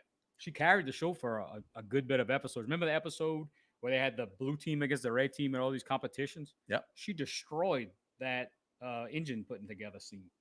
She killed it. This was the chick in the leather jacket, Yeah, right? leather Correct. jacket chick. Yeah. Underrated. Definitely underrated. I would say underrated. Not woefully underrated, but underrated. Marcus says overrated. Tori Scott overrated. Ooh, Lord. I'd like to get Tommy's take on that. Next one. Going to wrestling for a few. I thought you were talking about Colin. Skinner. Good character. Underrated. He was scary. I don't think he was rated at all. But that's the problem. It's kind of hard Yeah. to judge whether he's over or underrated when So, all right, let me ask you this: what was Skinner? As obviously we all remember in the '90s, he would wrestle and he would have like that black shit in his mouth. That obviously wasn't chewing tobacco. What do you think that was? Chocolate? Like what that was? You don't think it was chewing tobacco? I don't. I Happy may have Christian been. Stein's beef jerky. Like I always wondered what that was. Tori, Marcus, get out. Yeah, That's why look we what- call look you what- from La Rose. Look every what Bump frickin- put. That's big. She developed Teen Line. Teen She Line is did. Nitro. That was solid.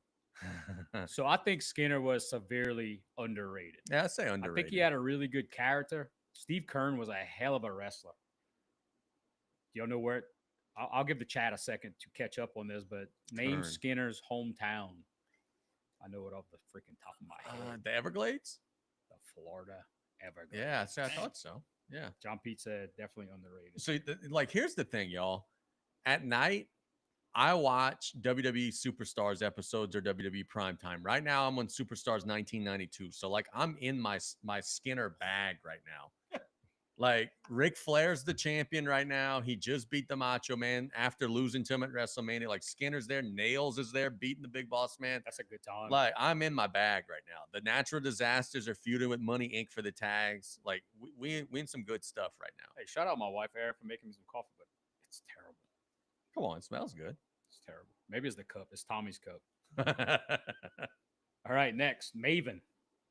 Way Tough- overrated. Tough enough Definitely winner. overrated. Way overrated. Should never have gotten the spot he got. I agree. He shouldn't have thrown the Undertaker out at WrestleMania, though he did get the shit beat out of him after he did that. He won a contest that had nobody worth the shit in it, and he wasn't worth the shit either. He won, and he got a big spot. Chris Nowitzki was in there. Yeah, He's right. one of the best exactly. heels of all time. No way.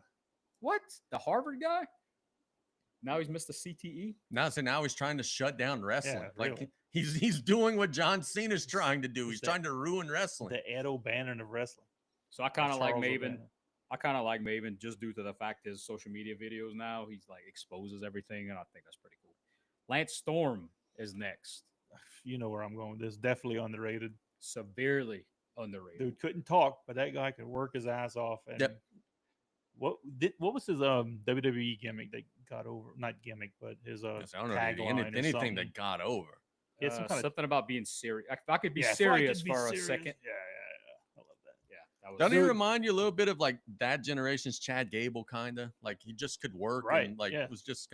He was an ECW guy too, and he Yep. crushed it in ECW. But By the way, never Boston could cut just a promo. Boston just shit kicked the Knicks. I've been telling everybody they're still gonna be good without Jason Tatum. The Knicks completely fell apart. I in the told second half. all these guys in our group chat, the Celtics are gonna be okay, y'all. They still could win this series. might be better off without that crybaby. So back to Lance Storm. Dude couldn't cut a promo in ECW or WCW or WWF, but the dude could work. Yep.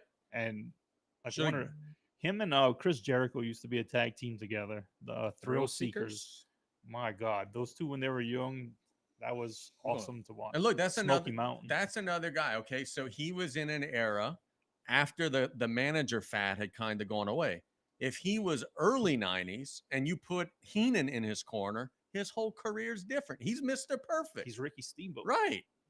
Like his whole career's different if he would have been in that manager. He would have been a heel. He would have been working, bumping for the baby faces. He would have been a rich man. So he was the leader of the Team Canada stable in WCW with Elite Skipper, who's now a manager of a Waffle House.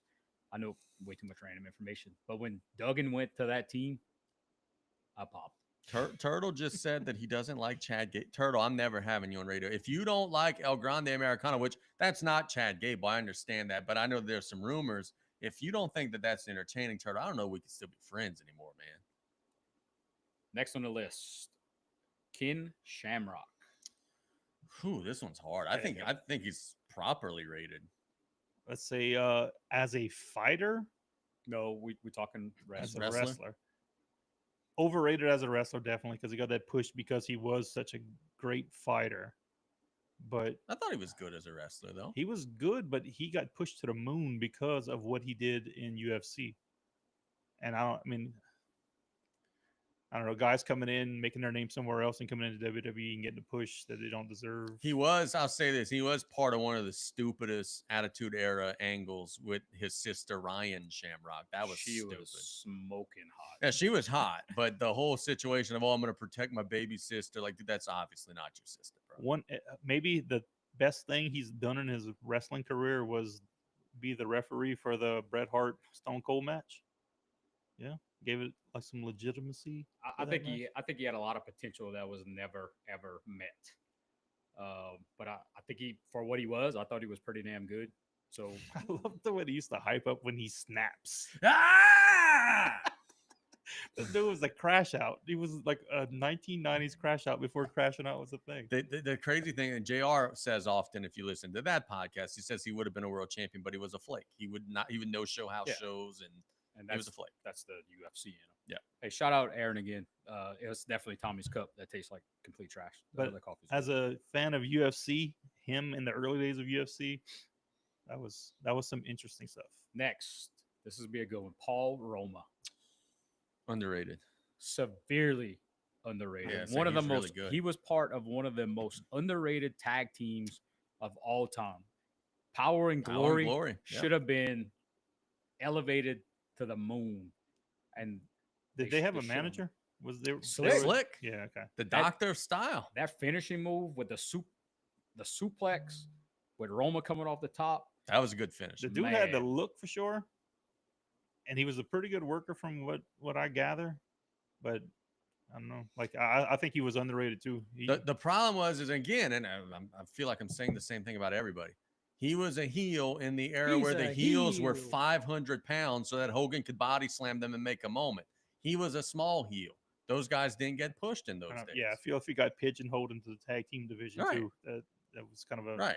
like Shawn Michaels broke out of it, but not many other people were able to break out the tag. Like team scene. who are the big guys that fought Hogan in the late 80s? Earthquake, the Boss One-Man Man, like Gang, One Man Akeem. Gang, King Kong Bundy, Andre the Giant. It was all just big fat sloppy dudes so that he could have his moment at the end body slamming them. Roma was a guy that would actually made Hogan work a little bit, and that doesn't work for me, brother. So So real quick, Paul Roma story, and I put the link to part of the match in the chat. One of his last matches with WCW, he was asked a job to Alex Wright, who was coming in and whatever, and he literally beat the piss out of him. He did the job, but he made Alex Wright look so bad that they can never do anything with him again aside from making him into what like, was German that Hitler. German name that they used to Berlin. call Das Wunderkind. Das Wunderkind? Yes. And he used to do his little Oh yeah. Do that again, Nick. no him and a Tiny Dancer or whatever. What was his partner? The other guy that danced? Disco, Disco Inferno. Same Disco thing. Inferno. Johnny Dancer. Johnny. I'm That's what I was listing thinking Johnny of. Dancer on every podcast we do. You know what's the worst thing about Johnny Dancer? Great dude. He didn't dance. There was a guy on the Louisiana wrestling independent scene back in the early 2000s named Johnny Dancer. So you see him on build on the poster. You go to the show to watch him. What do you think Johnny Dancer does? Leg drops. Dance. Like That's it. he doesn't dance. So disappointing. Next on the list, Mr. High Sox, Keith Van Horn. See, I just pulled up his career stats because I was not familiar. I mean, I know who he is, obviously, but I don't remember how effective of a player he was. He was really good. Yes, he 16 was points good. a game, 36% from. Yeah, underrated. Hell of a college player, too. Underrated. Underrated as a college player, possibly overrated as an NBA player by me, because in college playing for Utah, that was my favorite guy when he was a senior, playing in the tournament. Just that was my dude.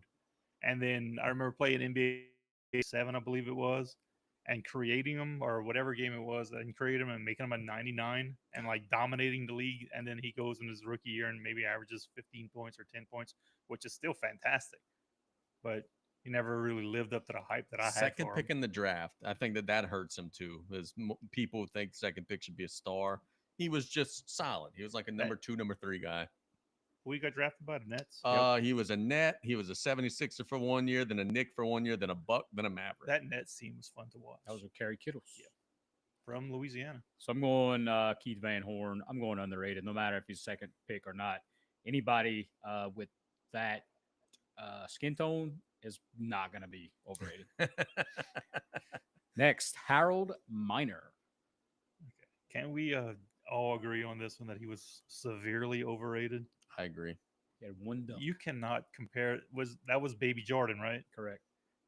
You cannot come into the league He played Name 4 years, dude. called Baby Jordan and averaged 10 points, 10 points, 7 points, 3 points, And out the league. then, yeah, you're done. He had one dunk. He didn't. Howard Miner didn't make it bruh. to his second I'm contract. covering my eyes while I'm dunking. And now people literally do that in their sleep. All right, we all agreed on that one. So this one was added late. The Undertaker. Oh, I'm a pissing people off. Me too. Me too. Oh, I think we all It's agree. unanimous. The chat's about to go nuts. He's terrible. Viciously overrated. He's terrible. Oh, bro, I'm dead. I'm dead, bruh. I'm gonna sit up after you do your finisher to me, bruh. And then I'm gonna get really old and drive a motorcycle to the ring. Terrible. I'm dead, but I can drive a motorcycle. Then I'm dead again. Nice career arc. Now, But- look. Now, with that having been said, Paul Bear underrated.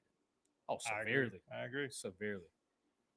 Justin Vincent is next on the list. Man, this is I got some sad. stories. This I got is some so stories. sad. I got some stories. This is when I was in college. Freshman year, dude was amazing. This guy is going to be the best LSU running back ever. And then I could not tell you what he did after his freshman year. Casey might be able to tell us. Drank a lot. We were living in Tigerland, and we would go to Fred's and Reggie's, and Mr. Vincent would often be frequenting. Mr. Vincent was fat and lazy and liked to mac up on the ladies, which, hey, that's cool. But it wasn't the NIL era, bro. You cost yourself millions of dollars doing that. Do that after you get into the NFL. And I will say this. If you go back and watch those 2003 LSU teams, or that LSU team play, rather, the milkman, we could have all ran through them holes that offensive line had. So I don't know that Justin Vincent, frankly, was ever all that good. I think he was just the right place at the right time that one So year. sad. I bro. loved him, but he is severely overrated. And he did it to himself because he had a great freshman year and then nothing after that. Next on the list, Michael the Beerman Lewis. Overrated. Way Overrated. overrated. What? Way overrated. What? He Oh, bro, I This drove a dude beer is truck. driving a beer truck and he makes it to the NFL and he's an all pro. He was a Overrated. half-ass punt returner for He a couple was years. severely underrated until he got paid and then he did nothing after that. He literally ran out of bounds, straight out of bounds for his last 5 years. I'll pull up some stats. If I'm wrong, I'll wear it. Give me But the Guy was last an 3 years of his career. all-pro, straight off Okay. the beer truck. Okay, he was fast. This guy kind of gave everybody that hope that shit. I'm working at Walmart. I could be all pro too. no, Let You me know go that- try out for the you. Saints. That's what happened to you. So remember that time I booed you at Walmart?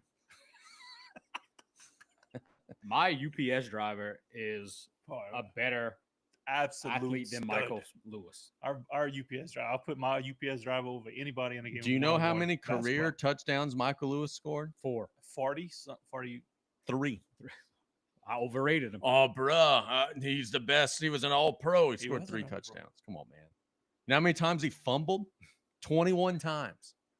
So he's got a 7-to-1 fumble to touchdown ratio. How many times he touched the ball?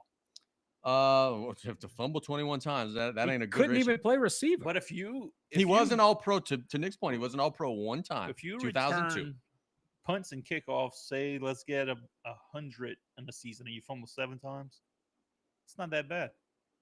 If you could get a touchdown for every fumble There's- ratio, There's nothing that happened over 10 years ago that Nick remembers accurately. So in his All-Pro season, he caught 8 passes for 200 yards. Not Looking bad, for not bad. looking for the return yeah, stats and here. then receiver. I don't even know he got on the field. Okay, so in his big All-Pro season returning, 44 punt returns for 625 yards. That's an average of 14.2. He had 1 punt return for a touchdown. He had 70 kick returns for 1,807 yards, 2 for touchdowns. That was a 25.8 return average. So he was a solid kick returner. He was. Coming off of a beer truck. But he's like this Saints legend, and people would say he's like a If come on, man. He you was- are a college stud receiver, get drafted into the NFL, you kind of not do too great as a receiver, but you're a solid kick returner. Let's say Josh Cribbs. Josh Cribbs is legendary as a kick returner. Because he actually did something. Marcus, we use pronouns here, so we don't know who he is. Pronouns, pal. pronouns, pal. All right. Michael Lewis sucks. All right. This next one, I may walk out of here if y'all disagree. All right, let's see what we got. I Eric think Martin, Saints definitely wide receiver. underrated. Underrated. Severely underrated. Yeah, he was real good. That was one of my favorite Saints of all time. He's in my top 3. Yeah, he was real good. If he would have been there with Drew Brees and them, oh my God, he would have had some That stats. dude had such great hands. Did he pee on him? Maybe so. Yeah, that might be the trick. I remember that, like watching Saints games back in the day, and they said that like Eric Martin had a streak that he caught at least 1 pass in like a million It was straight so games or good, whatever man. it was. Like this was the first receiver that I ever was like, this is my guy. As a dog. Hey, shout out everybody watching us at home. We got 632 views, 230 comments, and we've been having a steady stream of people that are continuously watching. It's actually growing. Hey, y'all keep those comments up. I'm following along with my little laptop over here, but y'all need to cut out that the slander of the Shane Douglas, because that's just getting ridiculous. in How's here. the TikTok flowing? We haven't got TikTok kicked is off not yet. flowing Nothing. too well. It's okay. We're not gonna get paid. We got tonight. 3 people on right now. We're at 1, and it was me for a good while. all good. Chop's going underrated. Guys, if you are watching this on Facebook or whatever, check out our TikTok. Give us a follow. Yep. It is DTB. No, not anymore. The group chat 7-3, I believe it is. We are under a massive rebrand this week. Yep. And for those of you that are Like- watching us on Facebook, like the video, please. Do us a favor, like the video, share the video. All that does, that just allows us to show up higher on feeds, allows us to get our podcast seen by more people. We Helps are the algorithm. Yes. we are group chat podcast 7-3 on TikTok. Go check us out if you're on TikTok. Give us a follow. Check out our live. Give us a like. Whatever you gotta do. Murder says. Oh, murder! I forgot about that. That's why I didn't put him on the list because I knew my opinion. I think Nick slid that one in. Sorry, Sam. Oh, bro, I'm dead, dude. That's a big deal to murder's wife, Sam. Sorry, I Sam. forget about that. Last one on the list, and I'm not even gonna preface this because I want some honest opinions. Tracy Porter. Okay, I gotta. You're not a Saints fan. No. Tracy Porter had a clutch interception in the NFC Championship game. Mhm. He had a clutch pick 6 in the Super Bowl. I don't care what he did before. Yeah, say I don't that care makes what he him- did Yeah, after. that makes him He underrated. is a Saints legend and probably our best cornerback ever because of what he did in those last 3 weeks of the season. I'm with that. Underrated. Did he have a pick in the NFC Championship? Yes, game? he picked Brett Favre at the end. That wasn't Sharper. Sharper was arrested by that time. No, I don't That think was definitely Porter. Tracy Porter. I think Porter it was had one play. Sharper. That was Tracy Porter in the NFC Championship game. No, it was Eh, listen. It let's was see. a huge, probably the biggest on, play, chat. probably me the up. biggest play in Saints history that he made. But aside from that, the guy did absolutely nothing. Come on, chat. NFC Championship was Tracy Porter, right? I'm asking Google right now. I know you have like a half. That was Tracy Porter. You're right. Bro, Okay. I told y'all. I know you have like a half computer in front of it. You could Google that. John Well, Pete, we need you in the house, bro. We Thanks, need a Marcus. stat guy. I mean, knowing that he had the big interception, knowing that he had the pick six that won the Super Bowl, and knowing that the Saints are in shambles right now post Breeze Peyton era, like he's got to be underrated. As a dude. Saints fan, that had to be the best feeling ever when Tracy Porter's running into that end zone with his hand in the air. I was hoping he would fumble. He was not fumbling. No other play in Saints history has given me more goosebumps than knowing that we just took a 17-point lead with that, or a 14-point lead. They were going into tie, so I think you guys took a 14-point lead with like 2 minutes left. So I mean, it was over at that point. He had 7 interceptions in 5 years. Yeah, 2 of the most important interceptions in the franchise's history. but I'll say underrated. But it's like I don't think anybody ever like considers him like a Pro Bowler or anything Nobody, like like, that. Like yeah, nobody ever I says that he's like a Chop badass. just put in the chat, he's no Lattimore. Absolutely, No one not. ever said that he was. He's not. Nobody was scared of Tracy Porter. Like he Didn't get a big lockdown guy. contract. He got cut a couple years later. But who had more impact on the Saints franchise, Tracy Porter or Marcus Lattimore? We're getting some hate right now. Are we?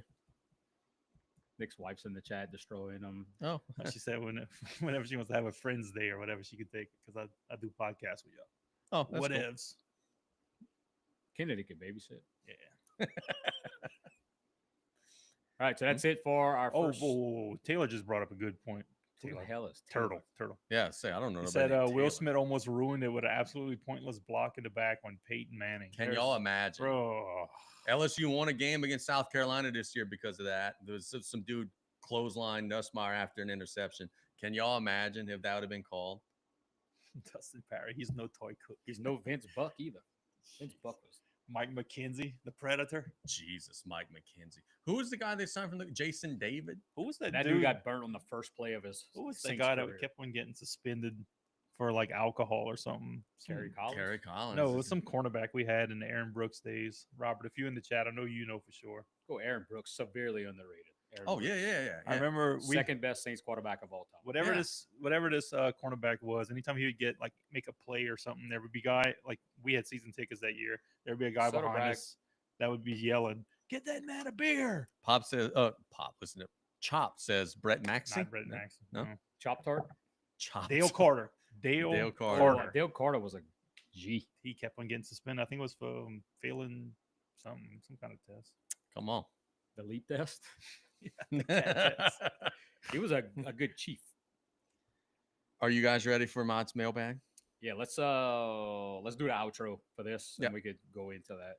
We want to thank you guys so much for listening. This was a wonderful episode. We have covered, goodness, more than an hour talking sports. We really appreciate you guys. Give us a like. If you're listening to us on a podcast platform, give us a rating, ideally a 5-star rating, but just any rating at all allows us to show up higher.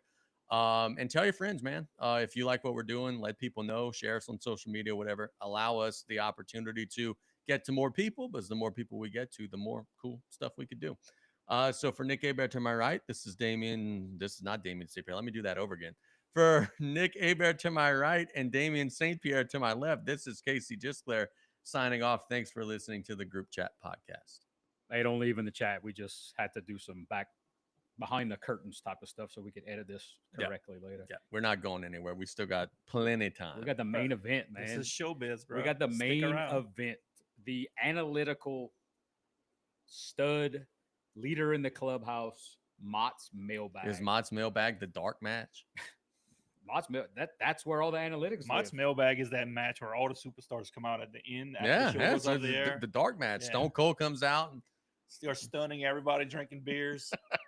That's Mott's mailbag. You know, we can go ahead and have a bunkhouse brawl in the match. No, we're not. No, I'm not going out there again for 25 cents. 25 cents, he says.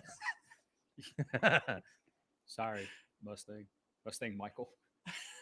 He wants to come on the show. We got to get him on. I would love to have Mustang. Yeah, Michael on the that would be a hell of a story, Tony. Dude, how's he still going, bro? Like he's in his 50s now, yeah, I think. He was in tremendous shape. Yeah, like he's a freaking mule, man. Ready? Let's go. Oh, you may take it? Oh, okay. Well, I asked the either questions. either way. Yeah, I got it. Cody from Galliano wants to know. You have to go back in time. Oh my God, I didn't see You this wanna one. intro this first? Did you? Oh yeah. Let's do the intro. Oh. You guys know what time it is. It's time for everybody's favorite segment. It is time for Mott's Mailbag here on the Group Chat Podcast. We have collected questions from you guys on social media. We're going to get them answered. In the future, be on the lookout on our Facebook page. Send us questions. We always tease before the episodes. We'd be more than happy. Doesn't have to be sports related. Most of the questions aren't sports related. We lead off today with Cody from Galliano, who wants to know, you have to go back in time and fist fight one person. Who are you choosing? Did I not read this one? That's what I'm saying. This one threw me for a Yeah, loop this one too. snuck up. I don't remember seeing this one. You have to go back in time and fist fight one person. Who are you choosing? Wow. That's a good one. Like, do they have to be dead, or is it just like, can we go? It's like, I would love to go back in time and punch Jerry Jones in the face when he fired Jimmy Johnson. I would love to do that. Okay, I got it. We're in Saints mode right now. What's the referee from the NOLA no call? Vinovich or whatever. Yes. Bill- If But Nick, here's the thing. That's not his call to make. If he gets so much hate, that's not his call to Fuck make. him. That guy, if I could put myself in the Superdome in the front row and just once he makes that no call, just jump over the barricade, outrun, because I got speed. I'm gonna outrun the Right. security guys, Right. maybe a little juke move right here, and then just double axe handle that dude in the meat of the back. See, you Saints fans are wrong. You guys give so much hate. That's not his call. That was the guy in the end zone's call. Vinovich had nothing to do with that. He's the head official. So I got my answer. What year did Nick Saban take off to the Dolphins? 2004. Going back to 2004, and I'm punching him before he signs that contract. Yep. And he can stay at LSU and build a dynasty there. Dude, he would have won so many fucking national championships at LSU. There were so many years that Les Miles had the best team in the country and just pissed it away. LSU would have won at least 5 or 6 national championships if Nick Saban would have been there. My second favorite teacher's in the chat, Tierney, and she said she's going back to 2011 and fighting Jacob Jaro. That was the best Jaro 2011 Jaro. Yeah. He peaked. In Oh. 2025, Jaro just pukes. So you're saying Vinovich. I said Jerry Jones. What was yours name? Nick Saban. Nick Saban. Okay. Go back in history, and this is again from Cody from Galliano. Go back in history, and you could see one sporting moment in person. What are you choosing? This is a good question. We got Tommy in the house. Tommy Echo. That's a good name. Oh, Tom. Maybe. So You guys got to let us know. Yeah, 'cause This is the test of time. We never hear Tommy Echo. I don't have one. Now I do. chat, let us know if Tommy's echoing. How we doing today, Tommy? Did the baseball team win? We did. Murder 7 said to 3. you echoed, but I don't know if I trust Murder. I believe Murder. If you could go back in time and fight any one person, who would you fight?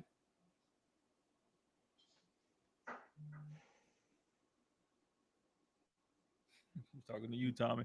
Vinovich was a good answer, Thank you. but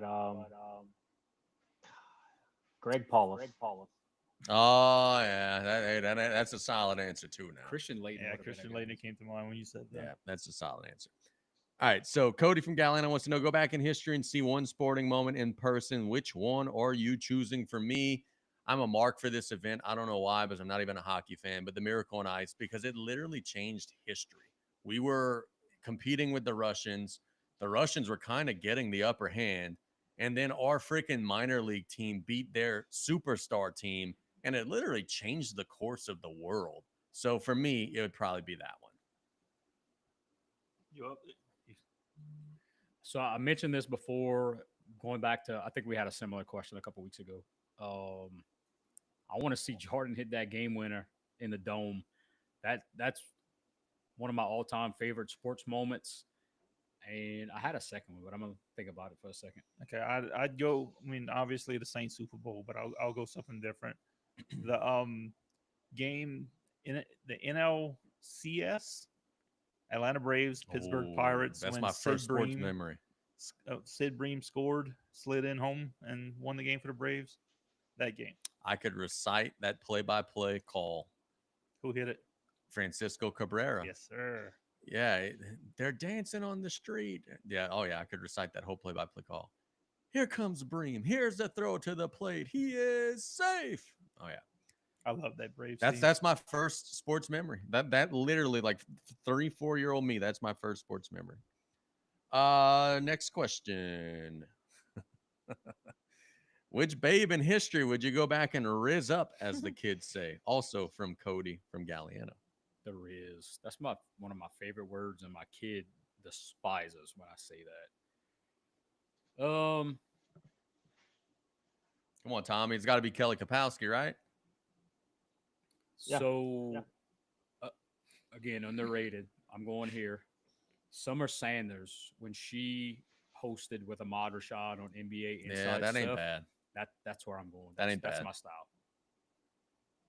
Give me circa 89, 91, Kelly Kapowski, or singled out Jenny McCarthy.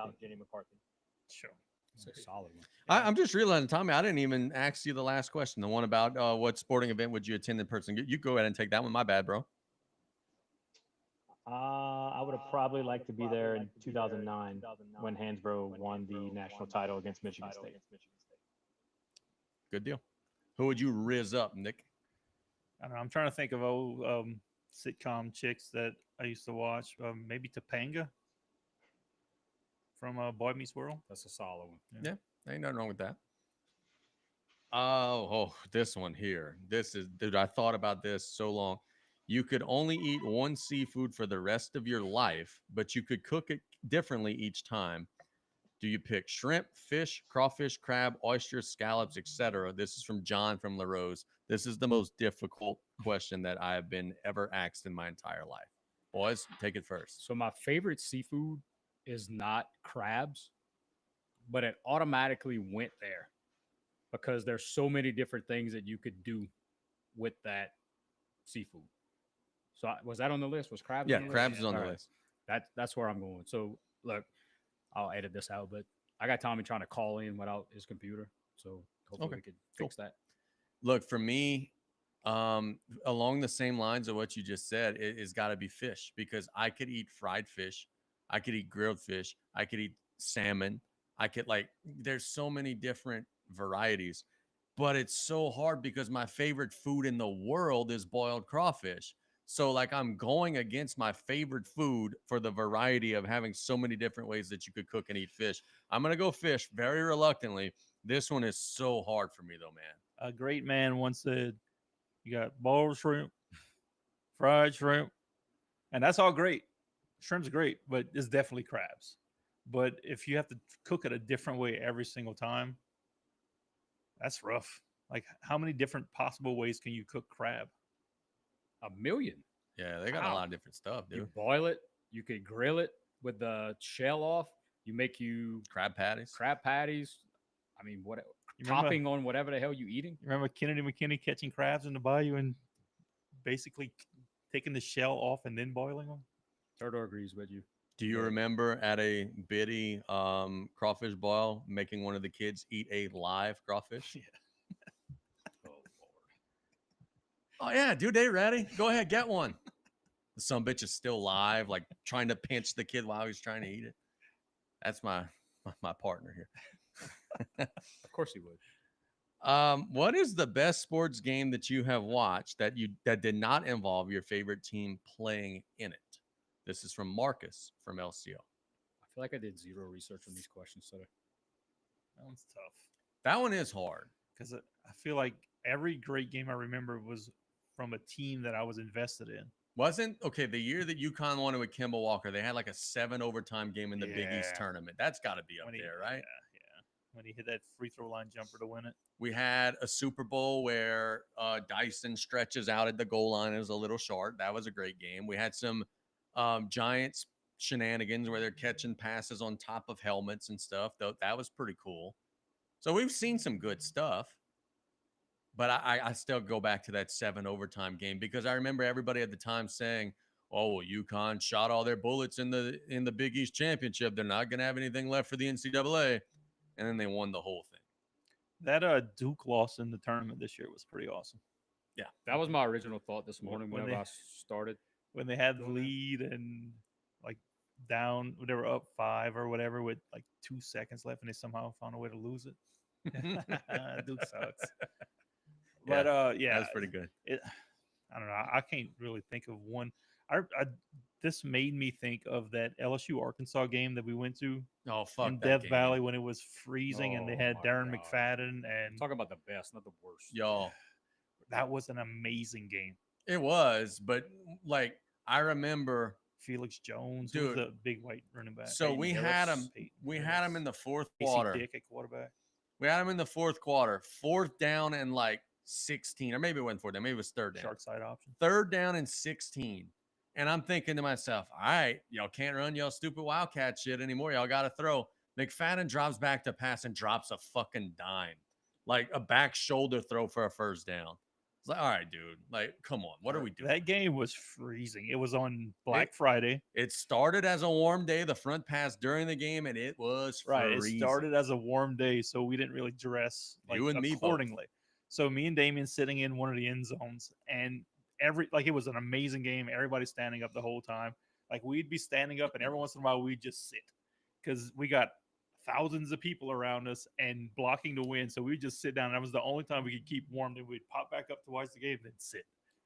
Y'all remember Matt Flynn continually having to run into the locker room to get taped up, and Pearlou would play like 3 or 4 That plays. was- And That was senior night. You remember Alvon Flon come out with Matt Flynn? That was the closest I've ever been to Nick. We kind of like cuddled. It was straight. it's And crazy, bro. Like, Just 2 dudes keeping warm. I remember leaving the stadium that day, like, we're done, we're cooked. And then 2 weeks later, everyone in the country loses, and we're going to the Honestly, national championship. how there's not more fights after games when teams are walking down, the opposing teams talking shit to you, because I wanted to fight everybody in Arkansas colors that night. I was so mad after that game.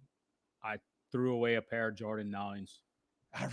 I was so pissed off. My feet were hurting. I was like, fuck this. I'm done. Turtle gives a good answer. Oh, yeah, that's a good answer.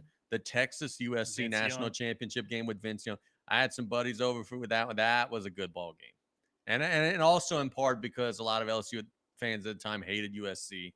So to see them lose made it extra special. That was a really That good game. Patriots against Falcons Super Bowl. I That got was, one. That was pretty fun to watch. Iconic moment in NBA basketball history. The Spike Lee Reggie Miller game. Oh. That's a GOAT. Speaking of which, Pacers versus Knicks. Very good chance that's going to be the Eastern Conference Finals this year. Can't wait for Casey that. says no. I think it's gonna be Pacers against Celtics, but yeah, no, that would be a lot of fun. Don't y'all love the way the Pacers play? Like they just play hard. They pick you up full court.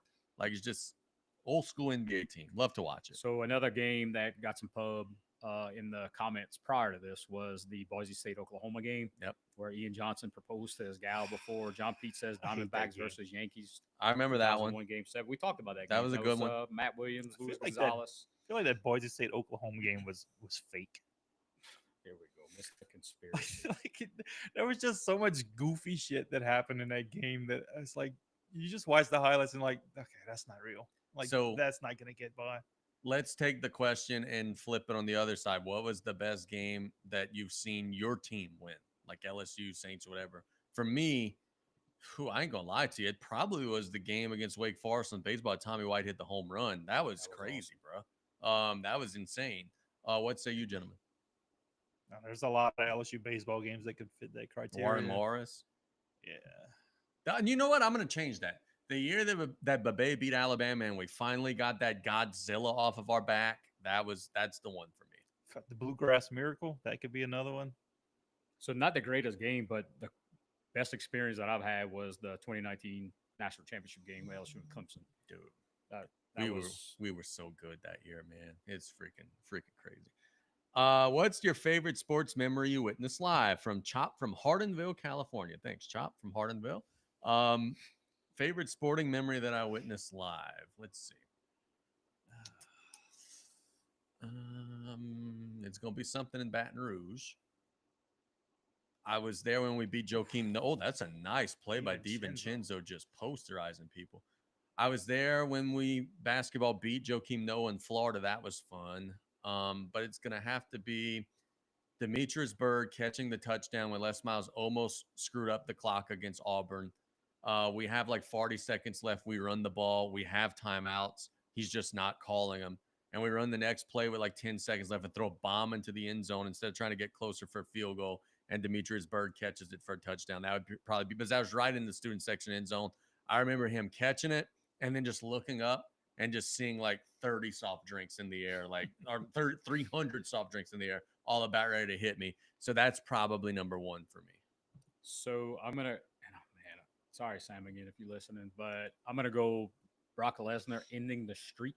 Yep, at that was fun too. WrestleMania in the Superdome. I think maybe 3 people were cheering, and I was 2 of them at the time, maybe 3 at the time. Turtle shouted out room temp tequila. That's a good story. Turtle, whenever we have you on, we're gonna definitely tell that story. That was pre 2019 National Championship game. I was in the Toyota Center for a UFC show one time when George St. Pierre got beat by Matt Serra, and that was crazy. I'm not a big UFC guy, but that was a free, like, dude, everybody, like, it was almost to the point to where like people were wanting to leave before the main event, but it's like, oh yeah, George St. Pierre, he's got that. My cousin. And then Serra just gets on him and just beats his ass. That was crazy being there in person. So again, not something that necessarily was like earth changing or whatever, but I got to witness a Mike Tyson fight live. That's cool. In Memphis, Tennessee against Clifford Etienne, who ironically, same guy that went after the promoter. That was pretty neat. I think it was like 1 minute, 26 seconds. And just kind of vintage Mike Tyson for a little bit. Was that the one where he hit him in the side and just dropped him? No, his mouthpiece. No, he connected. They exchanged hooks. Then Tyson's connected, and it was lights out. ATN got paid a little bit over $1 million for that fight, and he took his mouthpiece out while he was on the ground. Probably still could have went, but he got paid. What say you, Nick? I mean, I've witnessed a lot of awesome games from my couch. The Saints games that I've gone to have kind of been snooze fest, most of them. But I'm gonna stay local. Let's take us back to 1996. We have, I think it was 96, maybe 97. We have a Salafouche basketball team competing for state, playing Bird at home. Oh, if you win that game, you go to the what is it called, top 28 or whatever. Yeah. And that game was so electric, and just alley-oops off the backboard, dunks, and like it was as a teenager, I felt like I was watching the Los Angeles Lakers with Magic and whoever, like Worthy, and like that. That's the level that I felt like this team was playing at the time.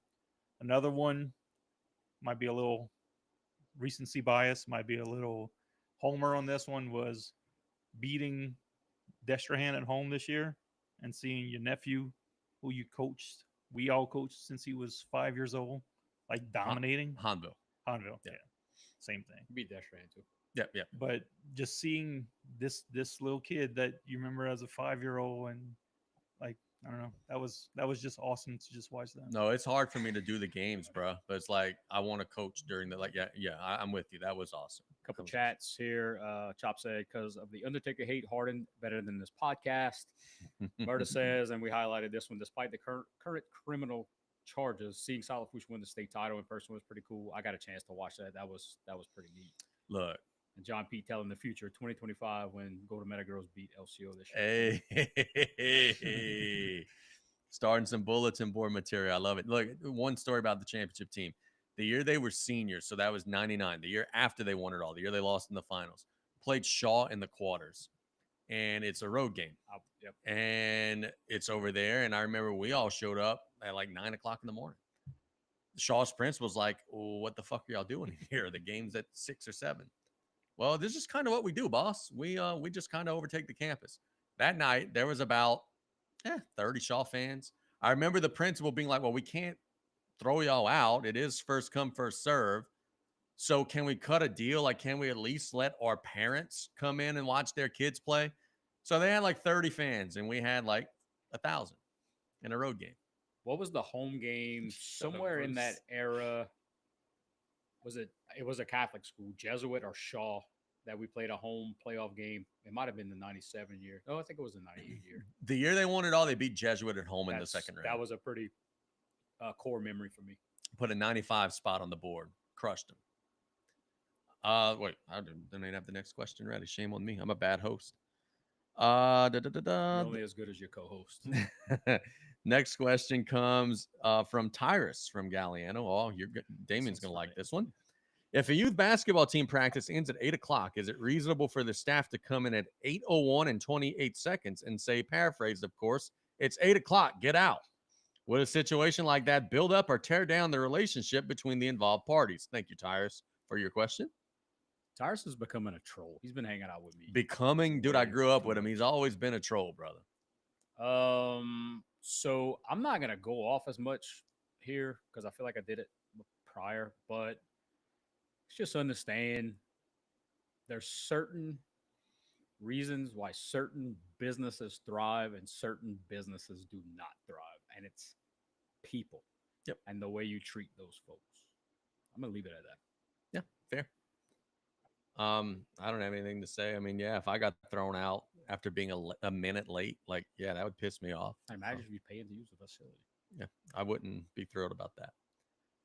Dwayne from Lockport wants to know which current NBA player would have been the biggest drama queen in bitty basketball back in the day.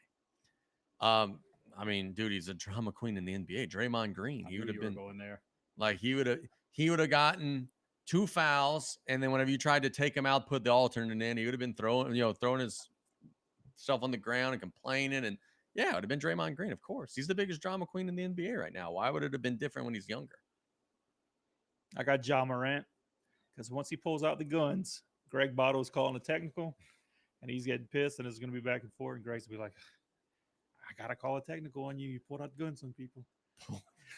You pulled out the guns, Ja. I'm sorry. I mean, we got to call. Yeah, so Ja Morant. I was going to say Zion, but he wouldn't have played enough games to be eligible for All-Stars. So I am going to go with Christian Laettner. Yeah? He was a crybaby in college, and he wouldn't have got calls. And, you play like 12 games, and just so happen, look, our referees do a good job. Yep, they do. But sometimes you overbook, and you are tired of the last game, and there's just not a lot being called. I could see Christian Laettner crying. He's also the guy that had a heart on the bottom of his signature shoe. So take that for what it's worth. That was a nice play, but you saw that? Draymond just volleyball spiked the ball into the basket. No way he could score. I'll tell you this. Speaking of the Ja Morant thing, and it's crazy how kids see stuff on TV and like want to react to it. There was a kid, and I don't remember the school, and it was in a JV game, made a 3 and did the thing that the kids do now, and got teed up. And the referee told him, he said, straight up, and I'm not going to mention the official who said it. You could do that shit on TV. This game ain't on TV. Straight up. So you're right, Nick. Ja Morant would get ejected from every single game that he would play. I'm getting some hate, man. Are you? Yeah. From who? Our live viewers. It's okay. That's what we're here for. Yeah, I apologize twice. I like this next question. Jace from Berg wants to know, if you had to build a football team made entirely of pro wrestlers, living or dead, who's your quarterback and who's your kicker? Who's my quarterback? I feel like Seth Rollins would be a good quarterback. He's athletic. He's got that build. He's like 6'2", 6'3". Like, I feel like he'd be solid. Who's my kicker? Think about that. I got mine. Go ahead. Pat McAfee's my kicker. Come on. I mean, I'm a stole your thunder, but it's an obvious, like he was a punter. He's my kicker. Okay, so my quarterback, the franchise, Shane Douglas. Of course. You're about to get some hate in the chat. Absolutely. I'm a Shane franchise? Douglas guy. So if I am starting an NFL team, you got to have a leader, but you got to have somebody that's good in the locker room and that's not afraid to party. I'm going Ric Flair. Woo! As my franchise quarterback. I feel like he could be a Tom Brady-esque type of quarterback. He and Tom Brady are boys. They party a lot together. I believe that. And I'm going to have to go, and I hate him. When he became a heel, I hated him. Shawn Michaels. Super kick. Ah, gotta be yeah, the punter. Yeah. That's where I'm at. Who else had a good super kick? Was McAfee's kind of a cheap answer. Who else had a good super Randy kick? Orton has a punt, doesn't he? Yeah, Randy Orton punts you in the head. That's a good answer. Randy Orton wouldn't be a bad quarterback either. He's a big old dude. Could see him being a pocket passer. I'm sure like Steve Blackman had a good kick. Yeah. Shamrock. Yeah. Shamrock was a karate guy. Well, not karate, but he's an MMA guy. Okay. La Parka. Parka. Chris Adams had the super kick. I'm He I'm had a just super trying to kick. think, but it's like there's so many wrestlers who like played That's in the what- NFL. Like all those WCCW guys back in the 70s and 80s, they all went to what was it? Yeah, West Texas State. So all these dudes played football. Yeah, so you could Chop just said Charlie Blanchard was a quarterback. I was trying to think of one who was a quarterback. Most of them were like linemen and stuff, but yeah, you could with that roster of wrestlers, you could have put together a hell of a football team. yeah. Tommy, Sheamus. No, bro, I hate all the Europeans. Sorry. you No- do hate all the No Europeans. European kickers or quarterbacks on my team. Can you plan for drunk sigs? This is from Pierce from the Golden Meadows. That's a solid question. I learned Saturday. Pierce and I had the conversation. You cannot plan a drunk sig. You can also not pay for a drunk sig. It has to be bummed and it cannot Makes be planned. sense. What do you mean?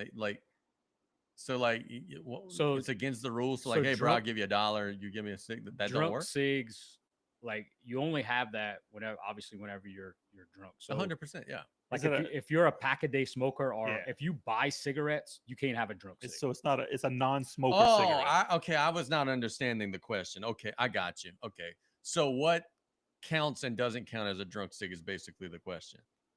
You can't. So you can't have it on you, Yeah, and you all have right. to be Yeah, inebriated. yeah. But is anything else, you're just a smoker. Right. Okay, all right. I misunderstood the question. Okay, yeah, I agree with you. That's right. I think that's good. Nick, can we tee up your one and only cigar/cigarette story? Because it's awesome. Refresh my memory on this one because I read your comment yesterday and I was like, I remember So it vaguely. we were at a James Harden type of club, Oh yeah, yeah. and we had some bottle service that night, Yeah. and everybody was having a good time. Guy went get us some cigars. Nick was feeling good. He was flapping his arms around. It was awesome. No cowboys around. Everything's good. Everything was good. We used to frequent this establishment a good bit. They had had our own security because we just talk trash. No. And Nick decided to take some of my cigar. But take some of his cigar, basically this, And and kind of like breathe in a little bit and just like almost vomited. I was So- about to say, I'm sure Yeah, that the I drunk was- I Nick was that I done with know, it. I'm sure that went real well. So And- drunk cigars count. Drunk cigs don't. Turtle made a great point as well. Drunk cigs do not count. We have that flag waving in our studio. We actually have a studio now. Yep, sure do. But I learned Oh, what a dunk. I learned What is last that? week, Kaminga. last Saturday, I believe, I could pick this up in about 7 minutes. That's what's up. It's not bad. That's what's up. So, TJ from Lockport wants to know, are you guys fans of the bidet? Yes or no? I've So- never used one, so I same. don't know. Nick's the bidet. Nick's Bro, it's a game bidet changer. professional here. Yeah. Once you get a bidet and you go on a vacation or hotel, Airbnb or whatever, it's like you can't wait to get home. You feel gross. It's, I don't know. You don't wipe your ass. You do, but it's not the same. I'm not So disagreeing. once you get Yeah, a bidet, I don't have any it's a experience. game changer. So if you're on the fence, bidet or not, you won't regret getting a bidet. I promise you. Alright. I got to follow up. How's that initial? Oh, jump? it's terrifying, but you feel clean after, and then once you get used to it, once you find your little setting, because it might be too hard, might be too soft. You got to find your little setting. It's like once you- Goldilocks. Once you find that setting, you clean, you're refreshed, and you don't want to use any other toilets. So here's my question, because I have pondered this purchase before, and they got some on Amazon that's like fairly inexpensive. But I'm terrified because I'm afraid that like if I half-ass it, I'm gonna literally be half-assing my ass. So like what's a good one? Like how much you Okay. got to spend to get a good one? Okay, so we had just a simple bidet in our bathroom at home. Define a But simple bidet. That's what- yeah, It's yeah, we need to get into basically the just weeds the of this. toilet seat that has a little knob on the side that shoots water in your hee-haw. And then we recently added on to our house because we have 1 million kids.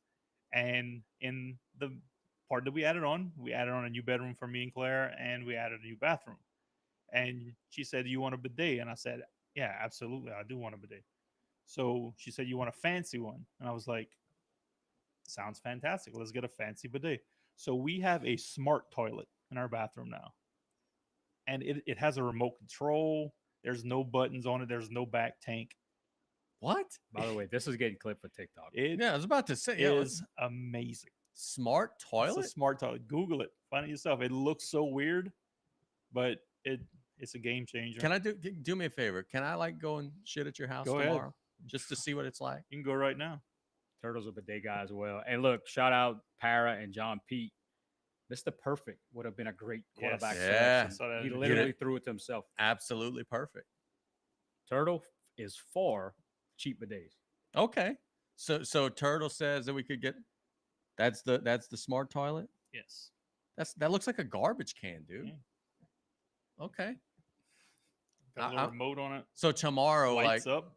tomorrow when you're in the shop and I just show up banging on the door, hey Claire, I need to use the like she's gonna understand. We're gonna Oh be yeah, good. yeah, yeah. She's probably listening. Just ask her. Anybody in the chat, if you want to check it out. Oh, I'm sure she'll be thrilled when you're picking up your shirt orders. Bidets and drunk cigs. That's the end of Richie Mott's freaking mailbag. That is the But end look- of Richie Mott's mailbag. Hey, look, real quick before we end that, I could imagine having the confidence after using a bidet because I mean, Yeah. You feel clean. You feel Yeah. clean. I could sense that. It's basically like a butt shower. John Pete said, of course, bidet guys like Shane Douglas.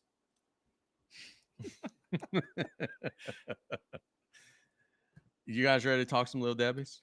Let's go. I thought you were bringing us some Little Debbie's. I Yeah. thought I was too. I Oh. dropped the ball on that. Here was my thoughts earlier. Pond over here is dieting. I'm dieting. Like, where's anybody gonna eat these Little Debbie's? I didn't want to, So I was thinking about doing like a viewer giveaway. for Little Okay. Debbie's. I think we could do that. Yeah, hell yeah. Whatever whatever is judged. I think we can do that. Whoever gets the dub, however we decide it, look, $25 worth of the Little Debbie's of your choice, which will be like what, 5 boxes, 6 boxes, whatever. We'll take care of you. This may be comment and not the one that's up right now. If you're on your screen, check this one out. Nick's wife, GOAT comment of the night. You don't know if it's being used right now. Thanks, Claire. Appreciate the chime in. Tyra said he's got international bidet experience. Yes, that's not for a beginner. Those international bidets. So it's a tsunami that comes up your ass. And he also chimed in and said all the buttons were in Chinese. Didn't end well. right. Yeah. Turtle says he's come and try your smart toilet. So Claire, Yeah. If Turtle wants to come on the show next week, Yeah, Turtle. come on by. Turtle and I chatted about that, man. Turtle, open invite next Wednesday. Come right by. 100%. 100%. We'll all go use Nick's toilet. We'll come back in here and review it. We'll do the podcast from a bathroom. Now things are getting weird. Shower's amazing too. So now, Shout now out we're Brad going too Jeremy, far our, along. our contractor. He did a hell of a job on that bathroom. Hey, you know what? Shout out Brad Terrebonne, Yeah, our sponsor. 100%. Performance Auto and Accessories. We got DTB Clothing. Who The else we law got? office of Tommy J. Echo. That dude.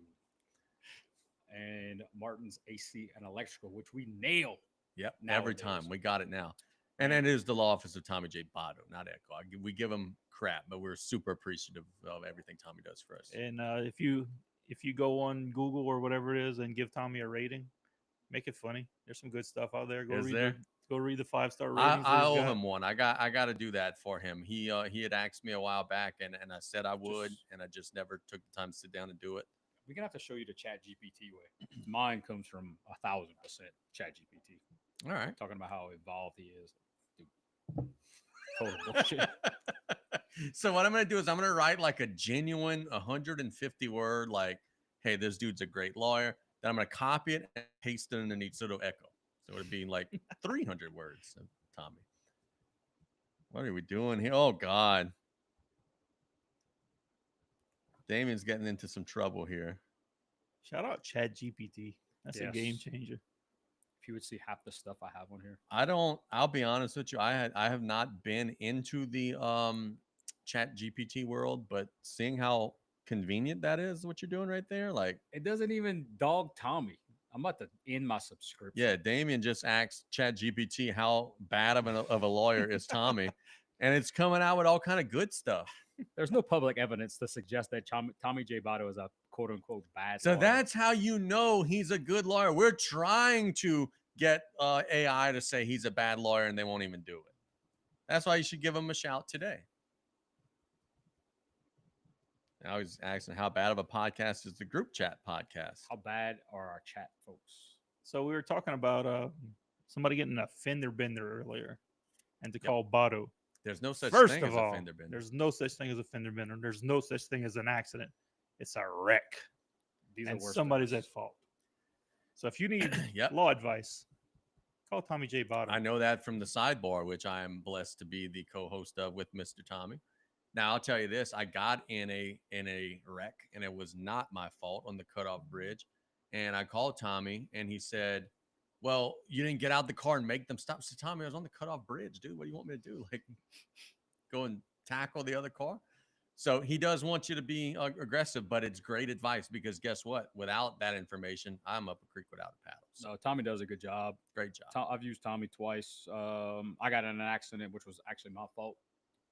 And he took care of my insurance payments really, really quick for me. And he also got our Flash basketball program to legal status. No, he is my attorney. I'm proud to say that. If my business ever needs an attorney, he's who I'm calling. We've had some situations where some accidents or whatever, and yeah, we definitely have been calling Bado. Tommy got me out of a bind. I print shirts. I run a screen printing shop. Uh-oh. Got a This is little some good cease shit. and desist from an NBA superstar, Uh-oh. and Tommy took care of it. Shout out Tommy Botto. Why wasn't he a lawyer during that one faithful Mardi Gras? Let's talk some Little Debbies, shall we? We have been searching and scrounging social media and contesting and debating and asking people what is the best Little Debbie. We have the poll up there. Where's our poll? We didn't really have a poll. I just took we should have did a poll. All right, well, maybe we can do one after the fact. We have listed peanut butter pie, donut sticks, strawberry shortcake, jelly cream pies, zebra cakes, fudge rounds, Swiss rolls, Star Crunch, oatmeal cream pie, cosmic brownies, choco gel, Christmas tree 2, butterfly snack cake, the spring version of the Christmas tree. I didn't know that till last Yeah. night. I was not aware of that. There's either. Halloween ones too. So, gentlemen, it's the $1 million question. It's the question of the night before we get to our little games. What's the best Little Debbie and why? Okay, so I'll go first. The whole family of Christmas tree cakes, Easter cakes, Halloween cakes, all that stuff, goat. And then everything else is down the list. Good stuff, can't compete with that. Okay, so what if you are going to Walmart and all the Christmas tree stuff is not there? What you buy next? Probably Star Crunch. Very underrated Star Crunch. Yeah, love it. Very Caramel and underrated. chocolate. Can't go wrong with that. And some little Crispies in there. I like so that. I'm a big Little Debbie, big Deborah guy. You're a big Deborah guy. But what I really wanted to kind of get into, the altering of some of this stuff on how you eat it is very conversation key. worthy. It's very. We key. got turned on to frozen Swiss cake rolls. You Which tried used it? to be It's the only way fantastic. to eat it. I never had it. The only way to eat it. It's You got worthless. honey buns, which go in the microwave for Yeah, 10 now that one seconds, I or know. you put Yeah. on your dash, Yeah, or you head it to work. It's got to be good. I've never had it like that. I knew that one. Yeah. So, according to ChatGPT, the top tier royalty, number one, oatmeal cream pies. solid. I love them. Yeah, that's Swiss legit. rolls, solid, and Nutty Buddy. Terrible. What? Whoa, whoa, whoa, whoa, whoa, whoa, whoa, Overrated. whoa, whoa, whoa, whoa. Look, it's I'm not gonna my go get one favorite, inside and slap you. With it. but terrible. Overrated. Oh, jeez. So something cool when they did the whole zebra infiltration. The zebra rolls were awesome, and the zebra Right. Nutty Buddies were. I freaking put the good. zebra cakes in there with the Christmas tree cakes. what? What? It's basically the same thing, right? Okay, what I don't even know what this is called. It's like a stick. It's chocolate, and then there's like a piece of caramel on top, and underneath it is like Some a wafer. cookie, something. So I like that one. I don't even know what it's Yeah, called. that's good stuff. That's legit. Okay. I'm gonna Google it. Little gripe I have is cosmic brownies. You don't like cosmic brownies? Bruh. Those little bitty Those are colorful balls on Freaking top. Awesome. Put that with some milk, dude. Come When on. I was a kid, we had nuts on top of there. Of course you did. And they were so much better with these nuts. And I mean, I understand the whole peanut allergy That's stuff. getting clipped. I understand the whole peanut allergy thing, but it's just not as good as they used to be. Nico had one the other day. He broke it in half. I took the other half while he wasn't looking, and it was just so disappointing. The chat has exploded. Go this watch- is the yeah, caramel cookie bar. bars. That's some good shit. That Double is- stack fudge rounds. That is severely underrated. These caramel cookie. No, bars. yeah, that's good shit. I That just accidentally clicked it. it's literally like a stick of chocolate with caramel And inside. half the people listening have never seen this. And Yeah, it's it's so There's good. another one with peanut butter. It's in like a there, Twix. that. It's basically This a Twix. is like the NXT of Little Debbie's. No one knows what it is, but like if you like sit down and give it a chance, it's pretty good. So Brandon chimes in, double stack fudge rounds. Paris says pecan wheel. Turtle Pecan went on wheels a suck. rampage about Star Crunch, which I'm gonna go find. Star Crunch is a victim of a bad name. It's a Rice Krispie treat with caramel submitted, Nick, you just got thrown out of your house. and Pierce is canceling you. that fancy toilet gone. Chop hating on Nutty Buddies. I'm gonna feature. Chop hates Nutty Buddies too. Hell yeah, Chop. Chop said is the Harden of Little Debbie's. So it's badass and woefully underrated and disrespected. Oh, these comments are great. It's okay. So Go we got wash your ass with your phone chocolate day. Don't talk bad about somebody's favorite Little Debbie's. fudge rounds are good. Fudge We didn't rounds talk are about the them. double stacked are phenomenal. There's a double stacked oatmeal pie too that's really good. The small box of cosmic brownies tastes better than the big box. So well, let's go back to this. I still don't. Maybe I just don't believe in space, outer space. How could Nutty Buddies be terrible? I mean, they're not good. Like that's my like. Okay, it's not my favorite, It's right? chocolate and peanut butter. But that's what I'm saying. It's a stick of chocolate with peanut butter. How in the fuck could that be terrible? Don't like it. and it's good. Mm. What else? See, I don't even know what this is. Little Debbie donut sticks. What is Bruh, that? the donut sticks are awesome. Yeah. I don't even. I've never seen That's that it. before. Dip in your coffee or your That- chocolate milk or it something. looks that's some good. I stuff. would be all about that. Nick, right before you go to bed, what is the ultimate snack for a carpenter? A frozen choco gel. With a little glass of milk. Yes, sir. What do you guys think of strawberry shortcake? It's good. Mid. It could use a little something on top. It's mid. It's good, but it's mid. Yeah, I would it's a say, good yeah, start. that's like an intercontinental champion. Like that one Ca- snuck contender. out the testing facility bare. Like you need a little coating on the top of it or something. Tommy said cherry cordials are Bruh, effing trash. okay, we need to cut this shit out with the cherry cordials. Like when did it become cherry cordials? And how is that a better name than choco gel? Oh wait, that's the same thing. I think so. I think they just changed the name. All right, Like let's was see. the guy from South Africa, Mandela? This is like a Mandela effect with Little Debbie's. It was always choco gel to me. Is that- Oh, it's cherry cordials now. No. Oh yeah, look. Google search choco gel. All right. So Like at the it. bottom of the Chat GPT top 11, you have Devil Creams, not a fan, No, that's and that's a Banana waste. Twins. Right. I don't. But they have. Is this jelly cream pie? Is this what you're talking about? No, choco gel. Well, I'm glad. I'm O glad we are gel. not. but I'm when I glad we don't have a Google it, live that's what chat. comes So up. this got to be a Mandela effect. Somebody in the chat, y'all got to know what choco gels are, right? It says when I was a kid, jelly cream pies were called choco gels. So it is now a jelly cream pie. This is So is what you were talking So what's about. a cherry cordial? Okay, chair. I just had that. Isn't that all the same thing? No, that one was slightly different. Hey Brandon, that is professional move right there. The Nutty Buddies, you have to take them apart. You get double. It's almost like you get double the food. I got a box of Nutty Buddies in my house. So Tommy's cherry cordials are a little bit different. Oh, those are terrible. Yeah. There's too much filling in there. And you're right, Damien. Looking at the picture, it does look like it's got way more filling than that. Oh, look how that cherry cordial is like pink, like it's not just like a red center. Yeah, It's all ain't mixed. That ain't good. You need to work to get to that red center. Thank you, Murda, for the chime in. We Chocolate gel and cherry cordials, not the same. we Swiss roll fans here. John No, Pierce just said deep fried zebra cakes from the Duke. Get and out. Hall. Pierce, you are right. You are 100% right. Unfortunately, I don't think the Duke is still there, but dude, that used to be good. And I mean, your arteries will harden as you're getting it, but that used to be some good stuff. Or You're the Duke 100%. lost to Houston and decided not to play anymore. okay, we brought it up a couple times. How do y'all feel about Swiss rolls? I think I Love them. that's one that I refrigerate. I like Swiss rolls cold. I mean, not that I'll pass on I it if never it's had room 'em cold. temperature, but I do like them cold. Let me tell you a quick oatmeal pie story.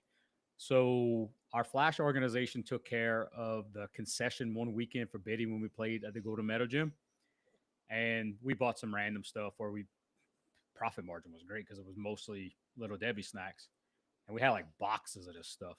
And our buddy John Wells, big oatmeal pie fan.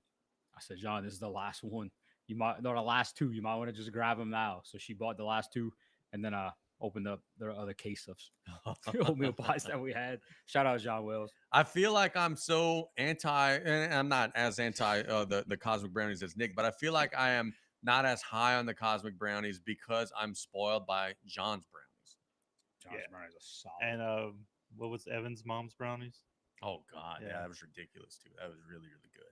So that ruins The it for me Louvier too. family recipe. That's where Jean got them from. She got them from Really? the Louviers. I didn't realize that. Murder and Tom about to go to blows.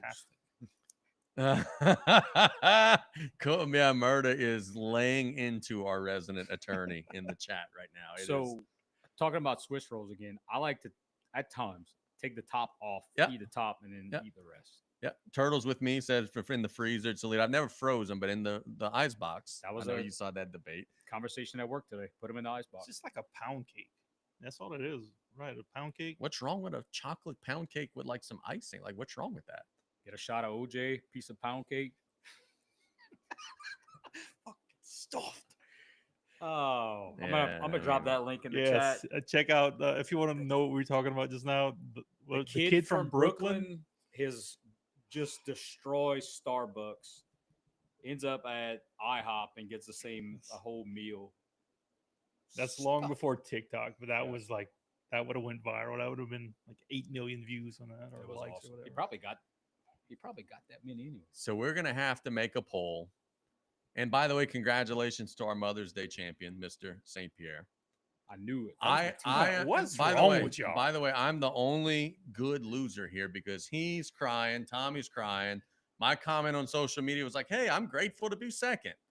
Got all these babies over here. What's wrong with the chat? With you people that watch this, I my mom draft was terrible, absolutely awful. You finished last for a reason. that's not the word I was gonna use. This is fantastic. Hey, the big man's back. www.thekidfrombrooklyn.com. You know, the big man got up this morning. You know, I felt like having a hot cup of coffee and a piece of pound cake. You know, over here in New Jersey, I wound up at one of them Starbucks. You know, I knew the joint wasn't right as soon as I walked in. You know, I seen What people in the sitting hell on are you couches, making me watch? lounge chairs, whatever they were fucking drinking. They looked like fucking ice cream sodas, you know, with fucking mounds of fucking whipped cream and fucking all kinds of shit out there.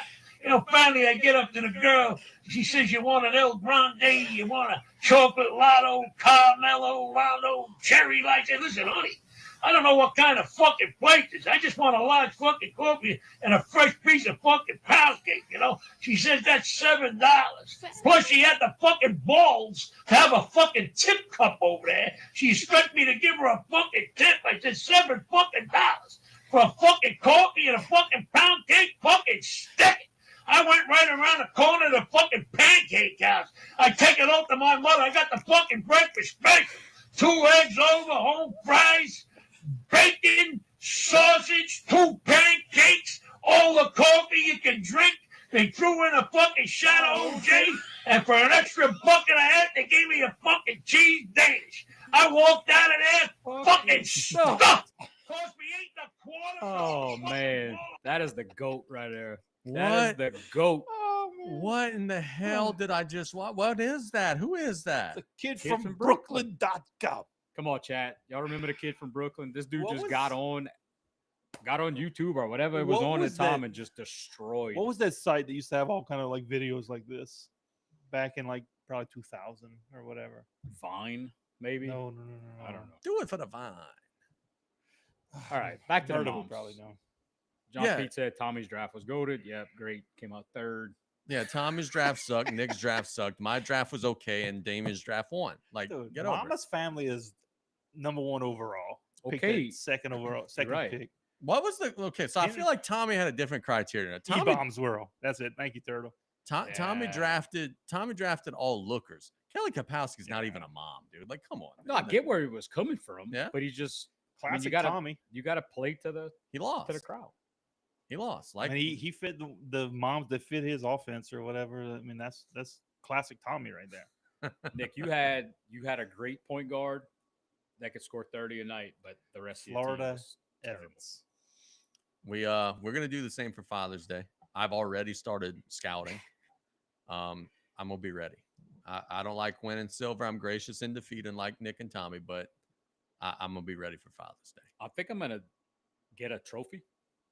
You and would. do that like I was Owen Hart thinking- and his slammy. Dude, if I would have had like an old school WWE like replica belt, I would have brought it here and Bro, presented it to you. okay, But I don't have one. Some real life shit went down last night. LCO had awards. Victor won the social studies or no American history award. I was so jacked up when I saw that. That's and awesome. the teacher cut a promo about how like I don't know she talked him up or whatever, and this dude had the littlest trophy. Aaron, like the subject awards had little trophies. Silas comes home, 2 certificates, a big trophy and a little trophy. Victor has his little trophy, and Victor was like a peacock last night, My walking God. around the house with a little trophy. I thought for sure he Owen was Hart, bringing it to, baby. that's it. I thought he for sure he was bringing it to school today, doing the Owen Hart Slammy As he Awards thing. should. 100%, dude. He still 100%. brags about getting a certificate in the 3rd grade that said class comedian. You know who presented at our awards night tonight? Who that? Remember the lady that gave the Alamo tour in Pee Wee's big She did Pee Wee's what it was? that Wasn't Big blonde Adventure. who was Pee Wee's Big Adventure, the Alamo. Yeah, Adobe. Adobe. Can you Yes, say that? was it her? Adobe. Special guest For real? award presentation. No. Just reminded me. That would have been a good get. Our live viewers keep going up somehow. Good. Good. The more we cuss and get off the rails, the better for the live views. That's good. I agree. Hey, next segment is going to be Botto Bath Time, starting at 5:30 daily. We give Tommy so much grief. Tommy said we switched the secret criteria. No. We said ultimate TV movie moms, Mhm. not the ones that you fantasize about. Moms. I want to start listing some of the dads, but I don't want to give you guys Yeah, any of don't my do that. shit. Don't So I ain't gonna. We yeah, would never steal. no, not yet. Coming from us two who have stolen from someone's draft board before. Yeah, we would never do anything like that. We've got a couple of little games to play. We could stay. We normally don't stay live for these because we have to show stuff, but Yeah, I think we we're could- good now. We could do that. Yeah, my game has no pictures. Your game has no pictures, and we got our world famous. Well, first off, let me sign off for the Mods mailbag, and then we'll play our restaurant review. Thanks to everybody for the questions. We really appreciate them. In the future, we're going to tease and send out some social media documents to get more questions. We want your participation. We want you guys to keep asking. We love answering them. So for Nick and Damien, this is Casey signing off. Thanks for listening to the Group Chat Podcast and the Mods Mailbag. Till next time, y'all take care. Don't go anywhere, folks. We're staying. We just have to wrap up that as we take all these little pieces of the podcast and we splice them all and release them separately.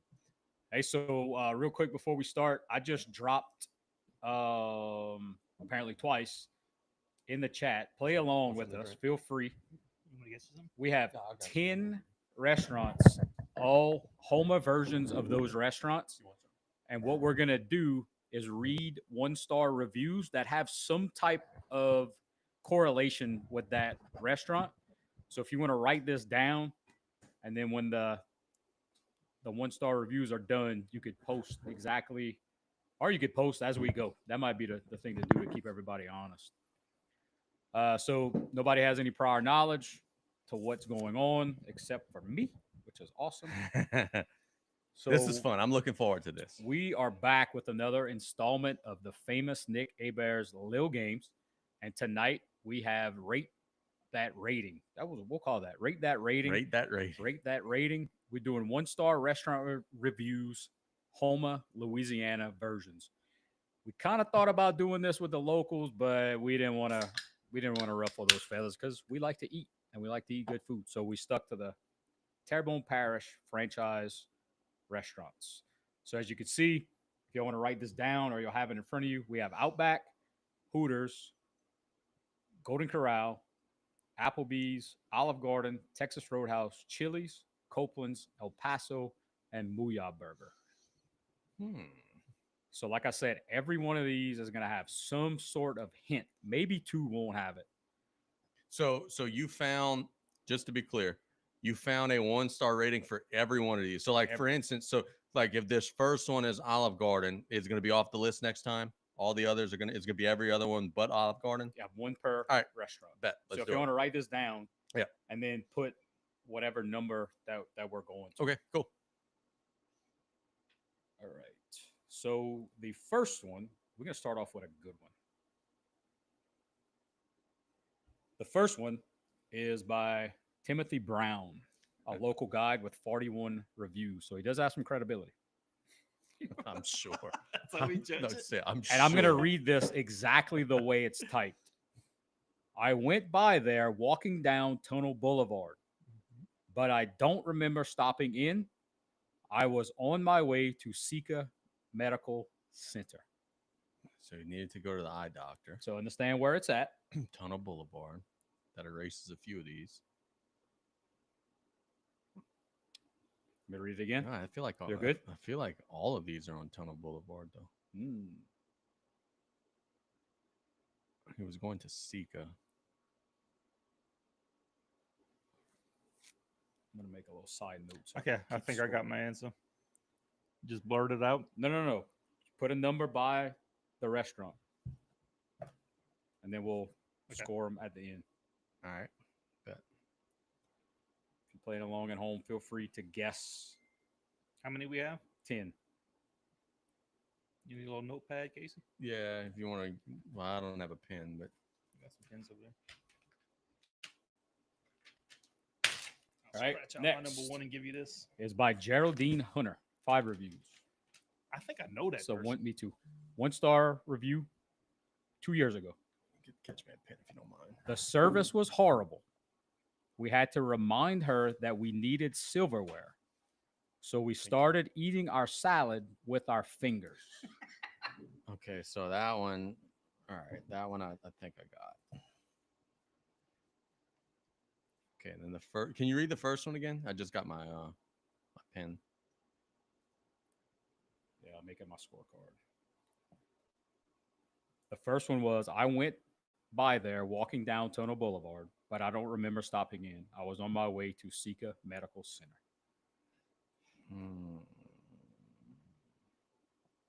We got some folks playing along at home. I like this. Okay.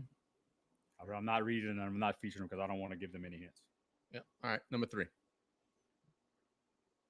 The staff. Oh, hold on. This is by Kia. 5 reviews. I'm not gonna give any last names. Kayfabe those last names. The staff was very racist to the point they watched us eat the entire time. We couldn't get any service due to the fact that the young lady never came to our table. Only brought water. No refills were available. Ignore the entire time. Got it.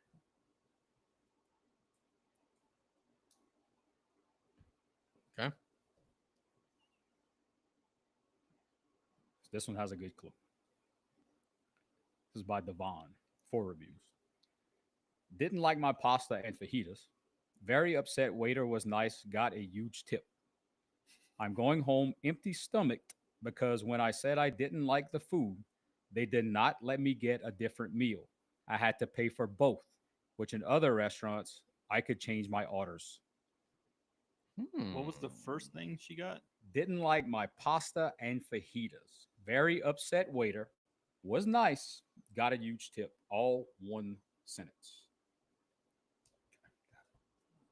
Hmm. That was number 4. All right. Next one, which is number 5, if you're playing along at home. Food is much better at the Thibodeau location. Oh. I know this one already. I agree.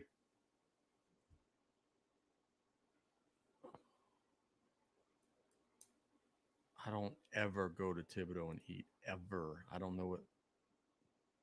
There's a few doubled up. Yeah, I have no idea.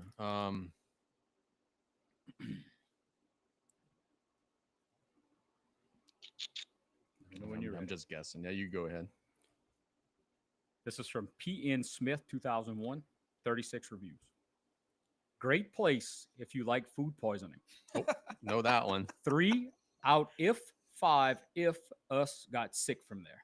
Yep. Again, I'm reading exactly how these folks wrote. That was number 6. Yeah, know Somebody that one. read that was like, food poisoning is pretty good.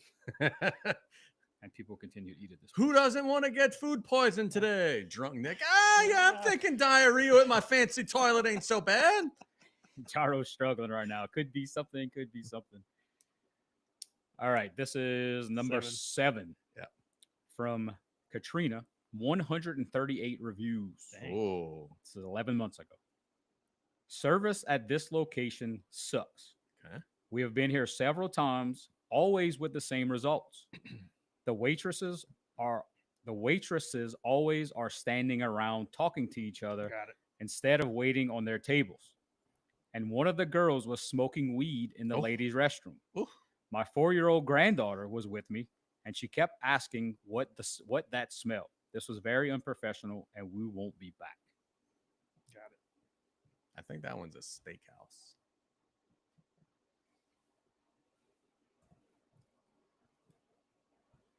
I'm good when you're good. Travi, I like your answer.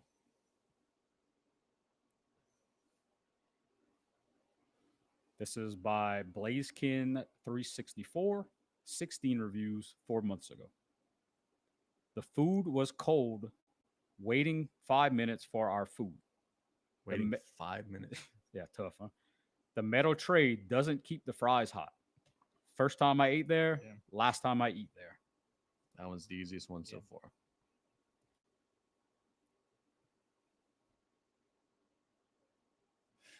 Five minutes of wait, man. That's tough. Yeah, that's supposed to be fast food, damn it. All right, we got 2 more. This is from Coach John, 519 reviews from 5 years ago. This location has really gone to the dumps. This location smells like a soiled locker room. Bar area was really dirty. Bartender with short hair was really inappropriate, encouraging loud, inappropriate conversations with customers across the bar. I will not be back to this location. Food quality is lacking. It's easy to see that the owners of this franchise doesn't care about quality. I just changed my answer. Change it up. I'm 1,000% sure I got number 9 right. All right. I tried to give little hints. And Into I a restaurant that- completely agree with that. I mean, not the bar stuff, but the Where's a quality. restaurant that smells like a locker room? I've never been to one of them. Last one here. This is by Harley, 21 reviews 9 months ago. All right. This place is covered in mold and mildew.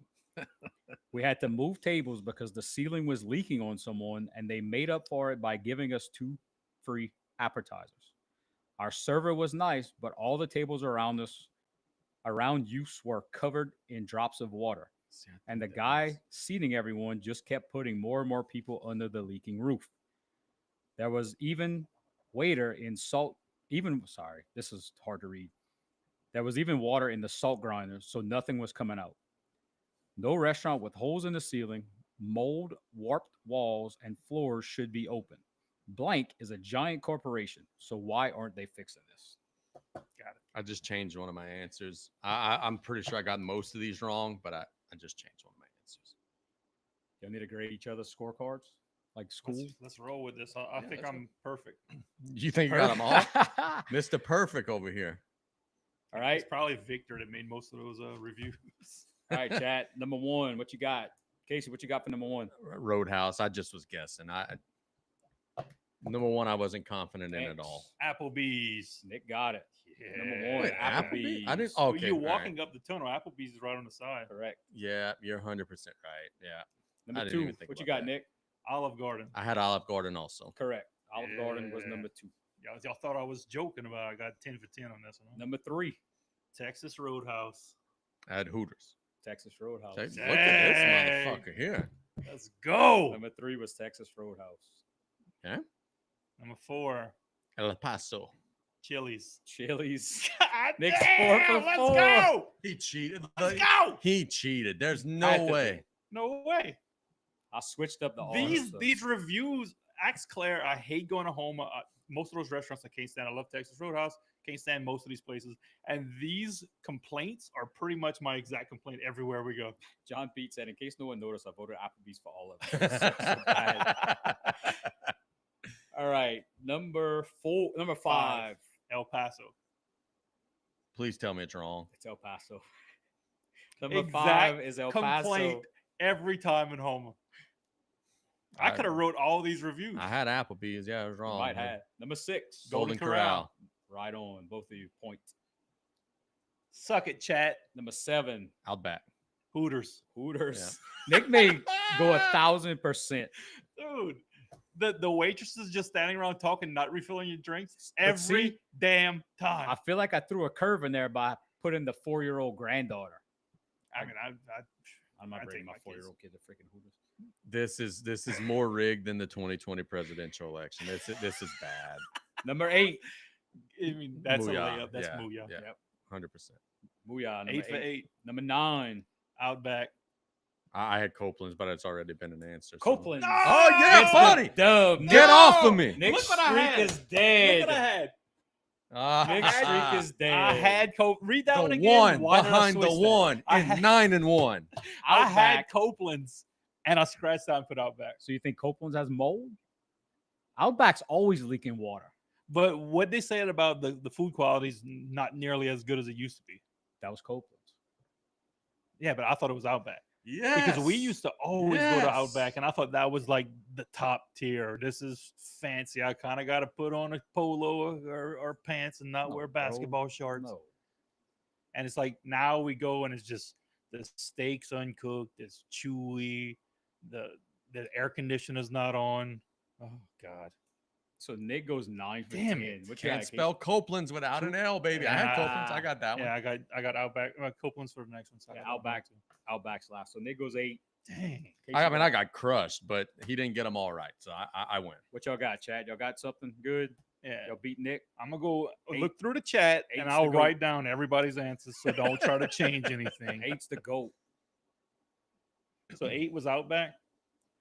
Wrong, Jacob Jarrow. No, 8 was Mooyah. 8 was Oh. moving. 8 was a layup. You got Travis. Applebee's, Olive Garden, Texas Roadhouse, Chili's, El Paso, Golden Corral, Hooters, Mooyah, Copeland's, Outback is the correct. order. I'll print out everybody's papers. I'll get a little red ink pen. And I'll Nick mark won X's something, so now he's all on pumped all up. y'all shit. You were very impressive, Nick. I give you that. That was very nice. That was very impressive. Thank you. And that's Give a me my wrap. flowers. That's a wrap on 1-star restaurant reviews in the Homa area. Nick takes the wide margin dub in his own version of Nick Hebert's Lil Games. So we got an 80% when that gives us a 20 point curve. Oh, I was like You still 40. Yeah, I lost bad. All right, Nick got the next game. We got one more before we leave it, y'all. Very, very quick. Before we go to Nick's little game, the Warriors are going to lose tonight. They're going to get knocked out tonight. They're down 20, whatever, in the third quarter. Are the Warriors done forever? Are they ever going to make another championship run? Curry's going to be 37 next year. Are they done forever? They got to get a big piece. Yeah. They have to get a big piece. I tend to agree. Claire in the chat. Nick hates Homa, so he's probably Nick hates Homa, so he probably did write all of those. Hey, look, It's Like that spot was- on. you want to know my favorite time in Homa It was before a regional tournament at Lisa Park. You and I were coaching a team, or I think it might have been you, and Damien was coaching a team. Janelle was coaching a team, and Paul, for whatever reason, showed up in an umpire uniform, full on, and was like measuring stuff in the gym. Had like a tape measure and was like making sure. I'm like, I remember that. what?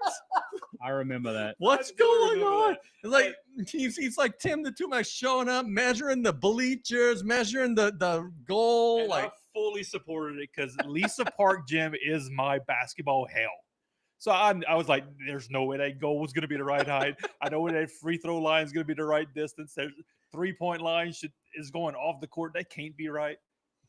Yeah. All year long, dude, we were like, bone to bone, didn't want to mess with LaRose, but that day Paul was the big baby face because he was trying to get us out of Lisa Park In a catcher's outfit. in a full umpire outfit. Lord. Hey, so Sicily's got some love in the chat, or just some comments, maybe not love. So Sicily's was on my list to review, but every one of them was way too obvious. I'm told that it's under new management and it's legit. I mean, I thought it was pretty good before. I ain't gonna lie to you. I mean, you know what you're getting. It's gonna be gross buffet pizza. I didn't look at the timestamps on the reviews. I just looked at the funny ones. My most underrated chain in Homa. Well, I'm a big Arby's mark, but other than Arby's, you don't like Arby's? No. Come on, man. Fuck out of here. Moe's, man. Welcome to Moe's. That's some good stuff there. Moe's is good stuff. Number one place in Homa, I said this before on the podcast, is that little Chinese place. It's Chinese next to Walmart. Yes, it's very cheap and it's very good. Yes, hidden. I mean, you have to like literally try to find it.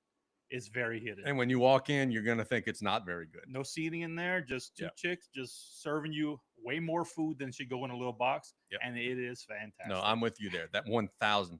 1,000. I'm waiting for Claire to come in and say what it is, but I don't remember the name of it. I don't know either, but it's the little Chinese place next to Walmart. Yeah, it's very good. Scatter bars was good. What's Travis saying? What's wrong with Arby's, Travis? The fries over there are good. Yeah, the fries are good. The brisket's good too. Okay. Y'all ready for little game number 2 of the night? Yeah, let's do it. Cue it up. Yeah, cue it up. Go ahead. We need some music to cue these things up. I'll put it post. Okay. So, welcome back to another little game of the Group Chat Podcast. I'm Nick Aber. Our contestants tonight are going to be Damian St. Pierre and Casey Gisclair and the chat. So if you're playing along at home, let's go. What we're going to be doing tonight is determining if the person that I name is going to be a wrestler or a rapper or a name I just made up. Okay, so it's a wrestler, rapper, or just kayfabe. So there's three different answers you could possibly answer: wrestler, rapper, made up name. So what's the score keeping? And how many do we have? We got like 5 of them? We have 25. 25. Okay. Jeez. All right. I bet. You keeping score? I'll keep score right here. All right. Bet. Keep score at home in the chat. Check this cup out. You know I'm an addict.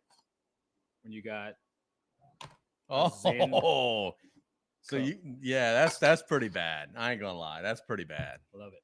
Okay, so I will say a name. Chinese gourmet, Brock says. Is that it? Yes. And Claire said it. I didn't see Claire's. Yeah. Brock staying true, man. Brock said he was going to tune in, and it's freaking almost 10:30. He's still here. Yeah, why are people still watching? And the audience is great. We got 16 people watching us right now. Good on y'all. We appreciate y'all. Okay, number 1. Is this a wrestler, a rapper, or a made-up name? Mm-hmm. MF Doom. Wrestler. Rapper. It is a rapper. Okay, Damien gets a point. L Street. Yeah, I think I'm gonna lose today. If we play wrestling music though, it's y'all ass. For a freaking murders on a tirade tonight. Number 2, Lil Nate, and it's in 8 as Nate. Oh. Lil Nate. You wouldn't have made that up. So I'm gonna go. Not that clever. I'm gonna go rapper. I'm gonna go crappy indie wrestler. Damien gets it again. He is a wrestler. Damn.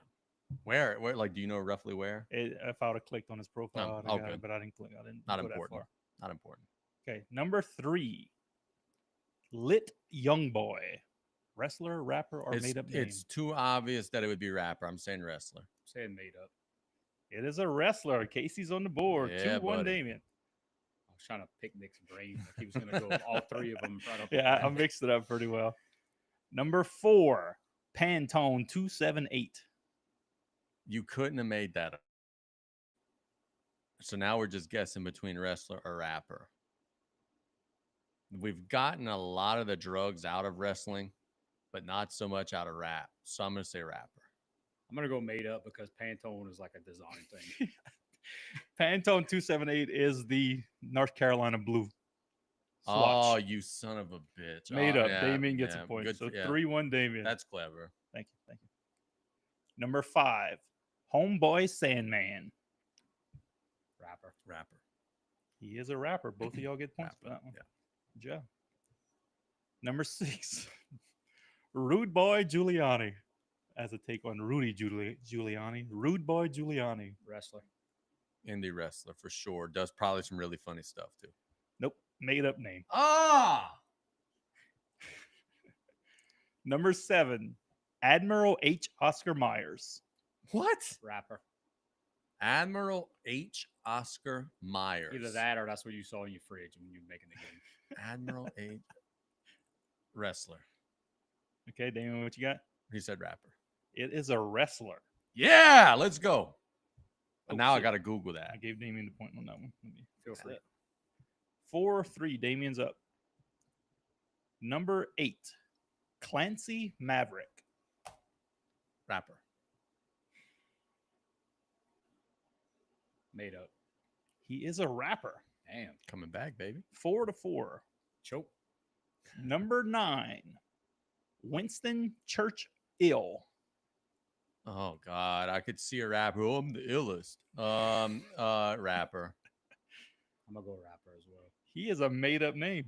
Oh, okay. Well, as think long you as were we that- both got it wrong, I that's think you were good. that clever. Hey, I put a little thought into this. Nobody gets a point. We're still tied 4-4. Number 10, Big Daddy Hammer. Wow. Crooked Hammer. Where's Tommy? Big Big Daddy Hammer. I'm going wrestler. I agree, Damien. Wrestler. He is a wrestler. You each get a point. We had 5-5. Number 11, Sugar Dunkerton. Rapper. Wrestler. He is a wrestler. Damien gets the point on that one. Number 12, NFL Reek. Oh, come on. Rapper, dude. Hell yeah. That's easy. Hell yeah. The GOAT. Shout out Tyreek. Yeah. Best haircut I ever got during COVID. Number 13, Lil Big Planet. That's a video game. That's made up. Yeah. That's definitely made up. That's Nick's flat earth coming out. That's a video Oh, game. bro, how could I sneak some conspiracy shit in here? That's an anime video game. Good job. Made up. NBA flat earth is next. Next up, number 14, B minus. Oh, I know a lot of B minus wrestlers and rappers. I'm going rapper. Yeah, I'm gonna say rapper as well. He is a wrestler. Ugh. Well, we both lose that one. Damon's still up Where one. the hell you found this? I did some research last night. Good for you. It's good. Yeah, that's some good stuff. You got me stumped. Number 15, Cash Flow. Wrestler. Wrestler. Dang, good job. It's He too is a obvious. wrestler. Too obvious I'm- that it would have been a rapper. I actually know that. Not like personally. I just know the dude. Number 16, Rory Fresco. Rapper. Made up. He is a rapper. What?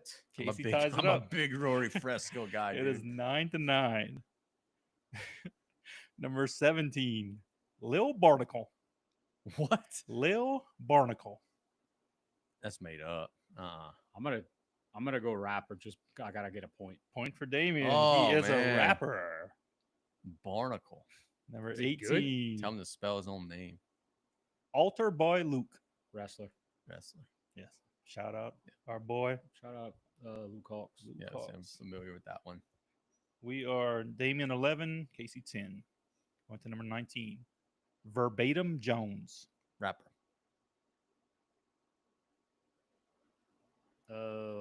Made up. He is a rapper. Damn. I knew I'd heard that name. Tied that up at one, 11. I think that one's actually a fairly popular rapper. Number 20, Earl Crewneck. Crewneck. I think that's made up. I think that that's coming right out of the brain of this dude right here. I'm gonna try to go for the dub. I'm going to wrestler.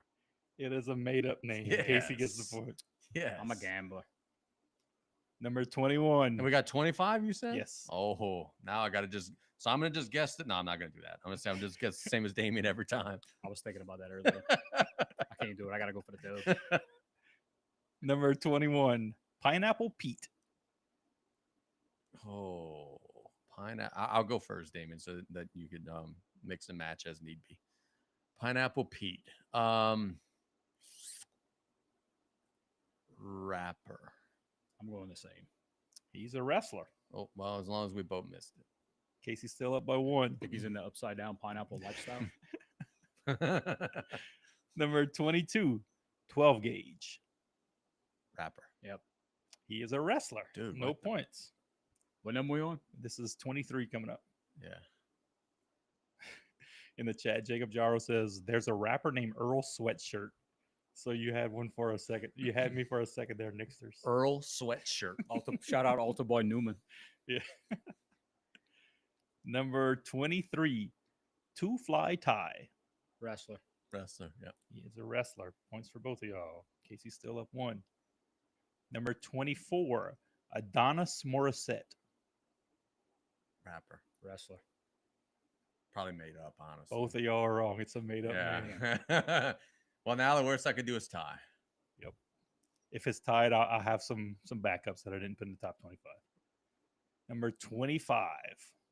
Casey could clinch right here if he gets it right. And I'll go first so that Damien could go Number opposite. 25. Davy Hamburgers. That's made up. It is, but I gotta go something else. I'm going rapper. Damien gets it and ties it up. Oh, We are man. tied up at 13 going into overtime. Davy Hamburgers. But that's something Victor came up with. Right. No, like I could, yeah. All right. The next How one. many we doing? Until it gets tie gets broken. We have Sudden sudden death? death. All right, bet. Next one up. Tyler the Cremator. Wrestler.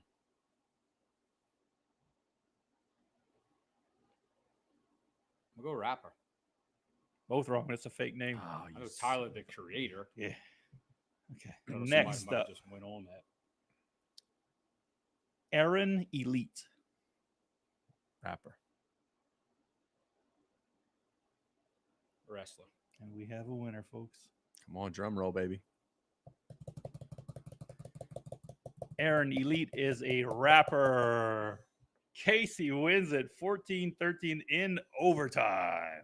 Oh, that was thrilling. That took the life out of me. So thanks for joining us. That was another edition of Lil Games on the Group Chat Podcast. We got through all this bullshit tonight. Yeah, we did. 3 hours. 3 hours flat. Thanks for joining us, Chad. Chance, thanks for playing along. Oh yeah, the dude, the chat was into it. Chat was live. We're gonna have to start doing the games live. Yeah. Yeah. We gotten a lot better since our original Little Games episode. Yep. That was a train wreck the first time we did that. Yep. It was. Anytime we have to bring pictures into it, it gets kind of messy. So now we know, yeah, we got to stick to. No, what we did the last time with the pictures? Oh no, we didn't. do the NFL pictures. players. We didn't do the pictures. Look, we could just keep playing the same 2 games that we just played. And we just find more 1-star reviews, make it more But indie the wrestlers. amount of research I put into this damn game, I don't know if we could do this every week. We in bed last night. I'm laying down. I'm like, I got 3 different tabs open on my phone. I'm flipping back. And there's a database of every wrestler. I want to say every wrestler because I thought I saw Brody Young on there, but it turned out it wasn't Brody Young. But like Louisiana indie wrestlers were on there, all the WWE, WWF guys, WCW guys, and just going through there and just finding funny names. Yeah, Lord, Like that I there could was see that, man. hundreds of pages, and like one page was like Alex and like 50 different Alexes, and then another page was more Alexes, and it's like, bro. So I just looked up like keywords like Lil, and just like some rapper type name. So if it sounded like a rapper, it was probably a wrestler. If it sounded like a wrestler, it was probably a rapper. If it sounded stupid, I probably made it up. Yeah, there was like 2 of them that I actually knew. The rest was just guessing. The- We had some others in there that didn't make the cut. A Jizzle. A Jizzle. rapper? He was a wrestler. It was he? Okay. I AJ? Vinny Paz. think that's a wrestler, huh? It's a boxer. Yeah. That's He made was up. a rapper. A rapper, yeah. Hey, John Pete, you got some players. Come bring that here because Nick is not trusted to do that again. He didn't even have the damn file's name. He didn't know who it was. We didn't know who it was. It was a freaking disaster. Can we admit that I'm the goat of sending pictures? Yeah. That was, absolutely. Absolutely. I got to do a high school baseball game in here in like 12 hours. No, a little more than that. 16 hours. Oh, you're not flying the sulfur? I want to thank everybody for sponsoring that, by the way. That was awesome. Yeah, you got a good outpour right there. Yeah, I sure did. We got some big stuff planned for football season. Hey, by the Oh. way, Salafu Spring Game is Friday. Really? Yep, Where? at Terrebonne High School. So we had talked about doing the all-time football team. Yeah. That's going to take a lot of work, a lot of research. and- Yes, we're not ducking that. We're going to do that. I do think, as we were talking about off the air, we're going to have to break that down into people that we've seen and people that we've just heard about, because, like, how am I supposed to judge? I say we bring Mel Geachfield. Yes. We I need would to be get If okay he has with any that. interest in doing that. And I'm sure he would. Yeah, I would love to do that. So, That- Turtle, you just clean your ass even if you don't take a shit? Yeah. Like just random. It's Hey, like I'm a little refresher. like, just go. Don't have to use the bathroom. Just go sit on the bidet. I mean, you could for You- funsies. wash your face in that. I would. Claire So- said Shane Thunder. What was that? Was that one of the ones that you were pondering? Could have been a name we used. We did use Altar Boy Luke, who's the guy that we used to wrestle with. Not in that gimmick, but that was one of our buddies. That's the and one dude that I know. Now he's Luke Hawks and wrestling out in New Orleans. And shout out Tyreek, made the list. Hell yeah, and we all knew who he was. That's Tyreek's doing two- a good job, man. That was But I two. could sneak that one by Casey. No. Yeah, I know Tyreek for sure. Tell you, bro, best COVID haircut I ever got. Yeah, Dude came to the house. Warriors are getting their ass. So we definitely plan on still doing the football all-time football team. We Yes. have to be creative with it. Could be a modern team and a team that was before our time. Maybe break it down with positions. I don't know. We're I gonna have hate to give him credit, but even Bruce had a pretty good idea. Maybe we just say who's the best one at each position. Right. Yeah. Maybe be an idea. We're not gonna give him credit though. Yeah, no. We And still also- got, we still got 13 people watching. Also, hanging out the with us. all-time girls basketball team. That's something that's in the works. I got my lineup set. Bro, I'm I ready to got go with that. I got destroyed Saturday by Michaela Bynum because I didn't list her as my point guard. Oh, I talked damn. to several different generations of girls Trey basketball. Bruce today. is the GOAT 2000 point club. I agree. So I mean, we could be off the cuff right here. So I said, Michaela, you are not a point guard. You are a scorer, a two guard. I said, any coach that's worth anything would play at the two. Oh well, I played a lot of my time at point guard. Exactly.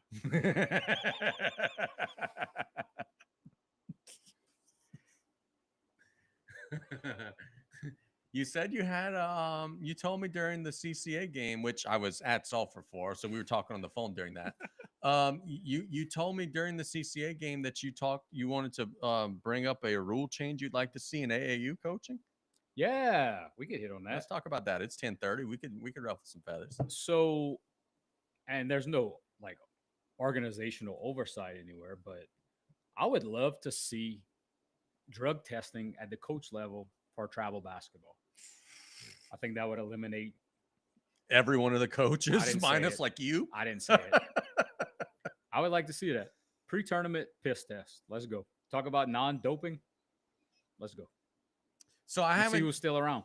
I haven't done a whole lot of AAU in the last 6-7 years. It's been a little while.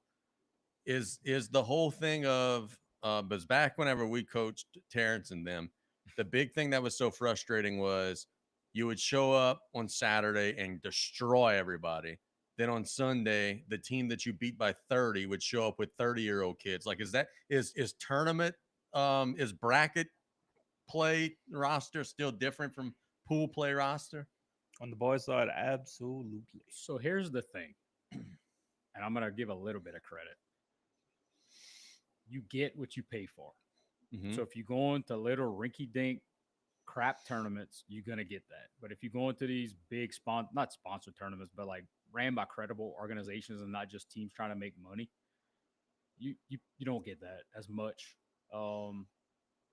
That's kind of just the way it is. Like last year, we ended our season in a little town north of Lafayette, and the boys had a ton of issues. And it's just because you paying $150 or $200 to enter a tournament. If you're paying $400, you kind of weed the.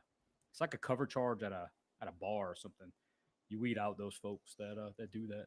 Damien, where's the place in Lafayette that we go buy that seasoning sauce? I wanted to go there the other day. Chops. Chops. Oh, yeah. Well, I would never support a business called that. So never mind. I'm not going to. So a little story about what we were just talking about the pool play team and the bracket play team. Coaching a 4th grade Flash team a couple years ago. Good set of kids. Went to this tournament in New Orleans. Won our two. We had 3 teams in our group. We won our two games pretty easily. So bracket play on Sunday, we get a bye into the championship. So the 2nd and 3rd team had to play. Winner plays the championship against us. Well, the team that we played, we were a 4th grade team, was completely different than the team that we beat the day before. So they were probably about a 6th grade team. So they beat us. But not only did that team, there was a 3rd grade division, a 4th grade division, and a 5th grade division. We were in the 4th grade division. This same roster just cleaned house that same day. They won 3rd grade, 4th grade, and 5th grade with that same exact roster of kids. And nobody had anything to say about this except when the opposing coach that's losing. You don't really have much to say when like you're the losing coach. So what you gonna say? I've only had issues with an opposing coach one time. Do y'all remember that? It was when we played the New Orleans Heat. And we're kicking their ass, and the dude is wanting our kids to physically shake the hands of everyone that plays. We were in the line like high-fiving. It's like, man, y'all a bunch of bayou trash like classes. Y'all can't just beat us with class. No. What the fuck do you want us to do? Like, our kids just play. We're high-fiving you. He wants us to like, hey, sir, how you doing? Good game, mate. Hey, why don't we go have a cup of coffee, mate? Like, so I got a story, and if Murda's still on, he could. Was he with? Yeah, he was there. Maybe not. Our first weekend we played, yes, he was there. We play in this team. I don't know where they were from, and oh man, I'm gonna see if I can. It's 11. It's almost 11 o'clock. We were playing this team, and we're destroying them. Mm-hmm. And I don't have a ton of kids, so I couldn't really. Sub. You couldn't take your starters out. Yeah. And they started like hard fouling us. My kids are tough. They played through it, whatever. And the coach decided, it was about a 300-pound social worker that was coaching the team. And she started chirping at me. And I was like, what are you talking about right now? The game's over. Oh, coach, you trying to play rough? I was like, you're literally tackling our kids. And I'm not even complaining about it. So we kind of go back and forth. The referee says, we got to stop. We're going to call the game. And, of course, she's like, call the game. Well, of course, you're down by 40. All right. I'm going to call the game, too. It's a good escape. So I go to the ref with about 10 seconds left. I was like, hey, bro, like it's chippy. We if you good, we're not going to shake hands. So I told my girls, hey, look, referee said we're good. We don't shake hands. Just rather not deal with that. That's what we got called trash. Oh, this bro, yeah, y'all unsportsmanlike. Well, coach, stop talking shit. Down 40, and I'll shake your hand.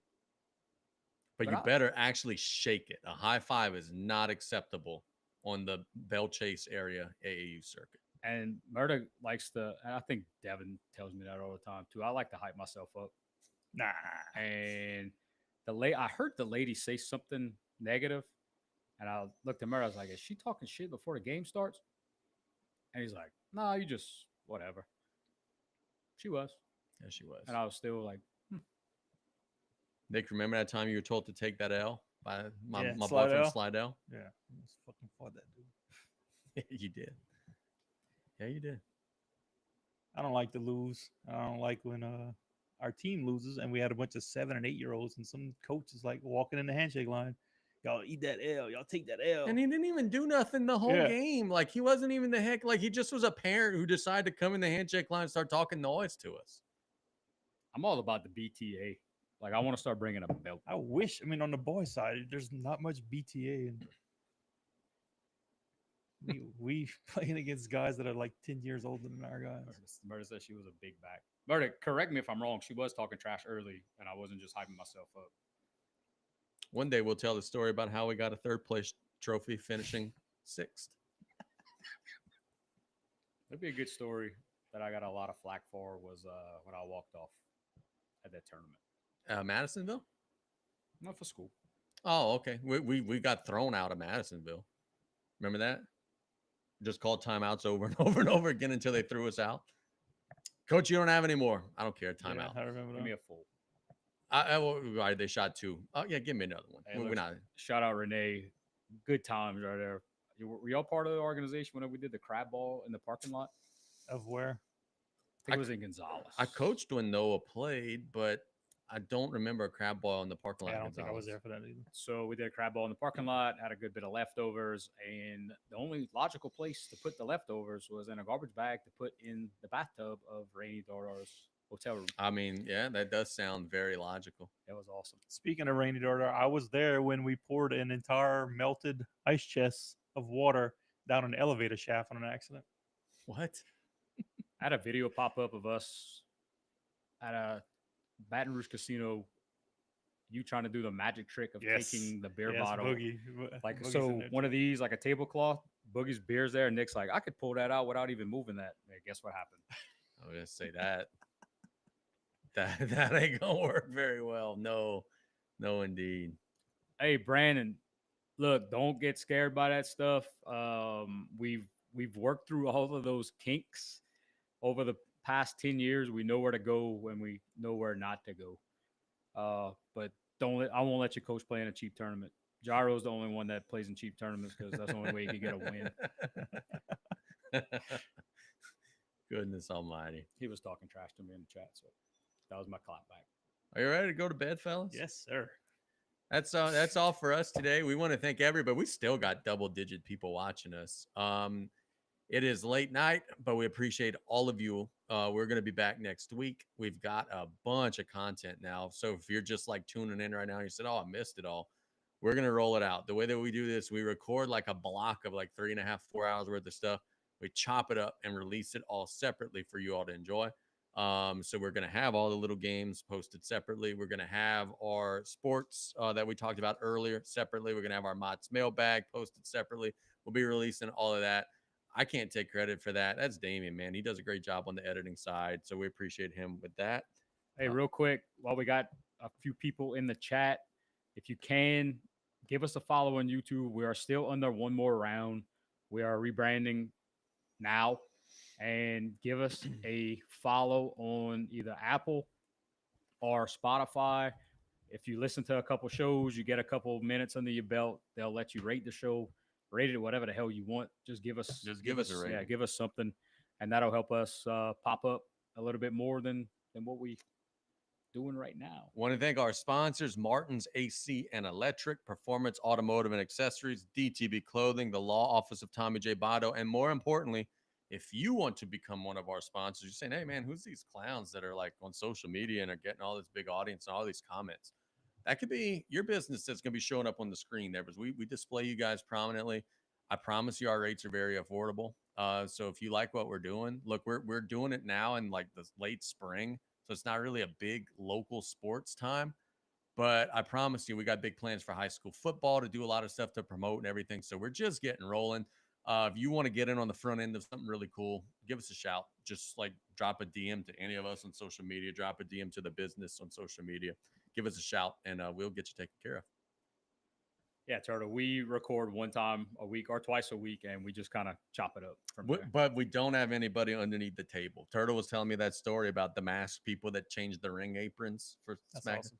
Yeah, that's some unique stuff. So something that we're going to probably get into live reactions on different things. If we could WrestleMania or any big wrestling events, any big games, probably do a finals game where we just kind of talking shop as the game's going on. We can't physically play the game because we'll get kicked off of everything, but it'll just be a good time to hang out and just kind of talk trash. We did it for the draft, and people are still coming up to us and telling us how 100%. much they enjoyed it. So 100%. Big plans to do all that good stuff. 1-star homer ratings for the Taker slander. Everybody's hating on us, hating on the Undertaker, man. I'll give him this. Walking on the top rope, that was pretty cool. That was about it. At the start, it was cool. Like when he came out with Brother Love and whatnot. I love you. 1 Good. star for Shane Douglas. 1 star. Right. This podcast killed my battery in my phone. What Sure was was. what was Richie Mott's tie to Shane Douglas? I remember he used to always tell me, but I wouldn't listen to nothing he was actually saying. So he was, oh, bro, Shane Douglas, Yeah. dude, and then I Somebody- like zone His out. aunt or something was dating him or something like that. I don't know if it was that much. He knew a guy that booked Shane Douglas. Okay, I think there was somebody dating him in his family. I want to say that he had somebody that was Turtle. Let's do it. Turtle and I have been talking about this, and this is the platform. This is where we got to do it. Turtle's got an old collection of South Lafourche games from like the freaking Moore era. We need to get those uploaded onto YouTube and do Conrad Thompson style watch alongs. Absolutely. This would be like the platform to do it. So yes, Turtle, get with one of us. We need to find a way to get those on DVDs if you don't already do, and we're gonna get those put on YouTube. There's your there's your sign. You were wondering, why does my new laptop have a DVD? There's your sign. We're gonna put Turtles DVDs in that laptop, get them on YouTube, and we're gonna do watch alongs with you guys. This is the time. Turtle and I have been talking about this forever. Now's the time to make it happen. Oh, y'all are great. Y'all are fantastic. Yes, that's a great comment. Yeah, we could figure all that out, Turtle. Just give me the stuff. We'll make it work. Come hang out next Wednesday. Now is the time. We will make that happen for sure. For Nick Abear and Damian St. Pierre, this is Casey Just Glad. We had Tommy for a little bit tonight. We're gonna get his echo situated, y'all. I promise. Thanks for listening. Thanks for watching. We still got 12 people here. Thank you guys so much for your support. And I promise it's gonna only keep getting better and better. So you guys have a wonderful weekend. Y'all take care. Thanks for listening to the group chat. Adios.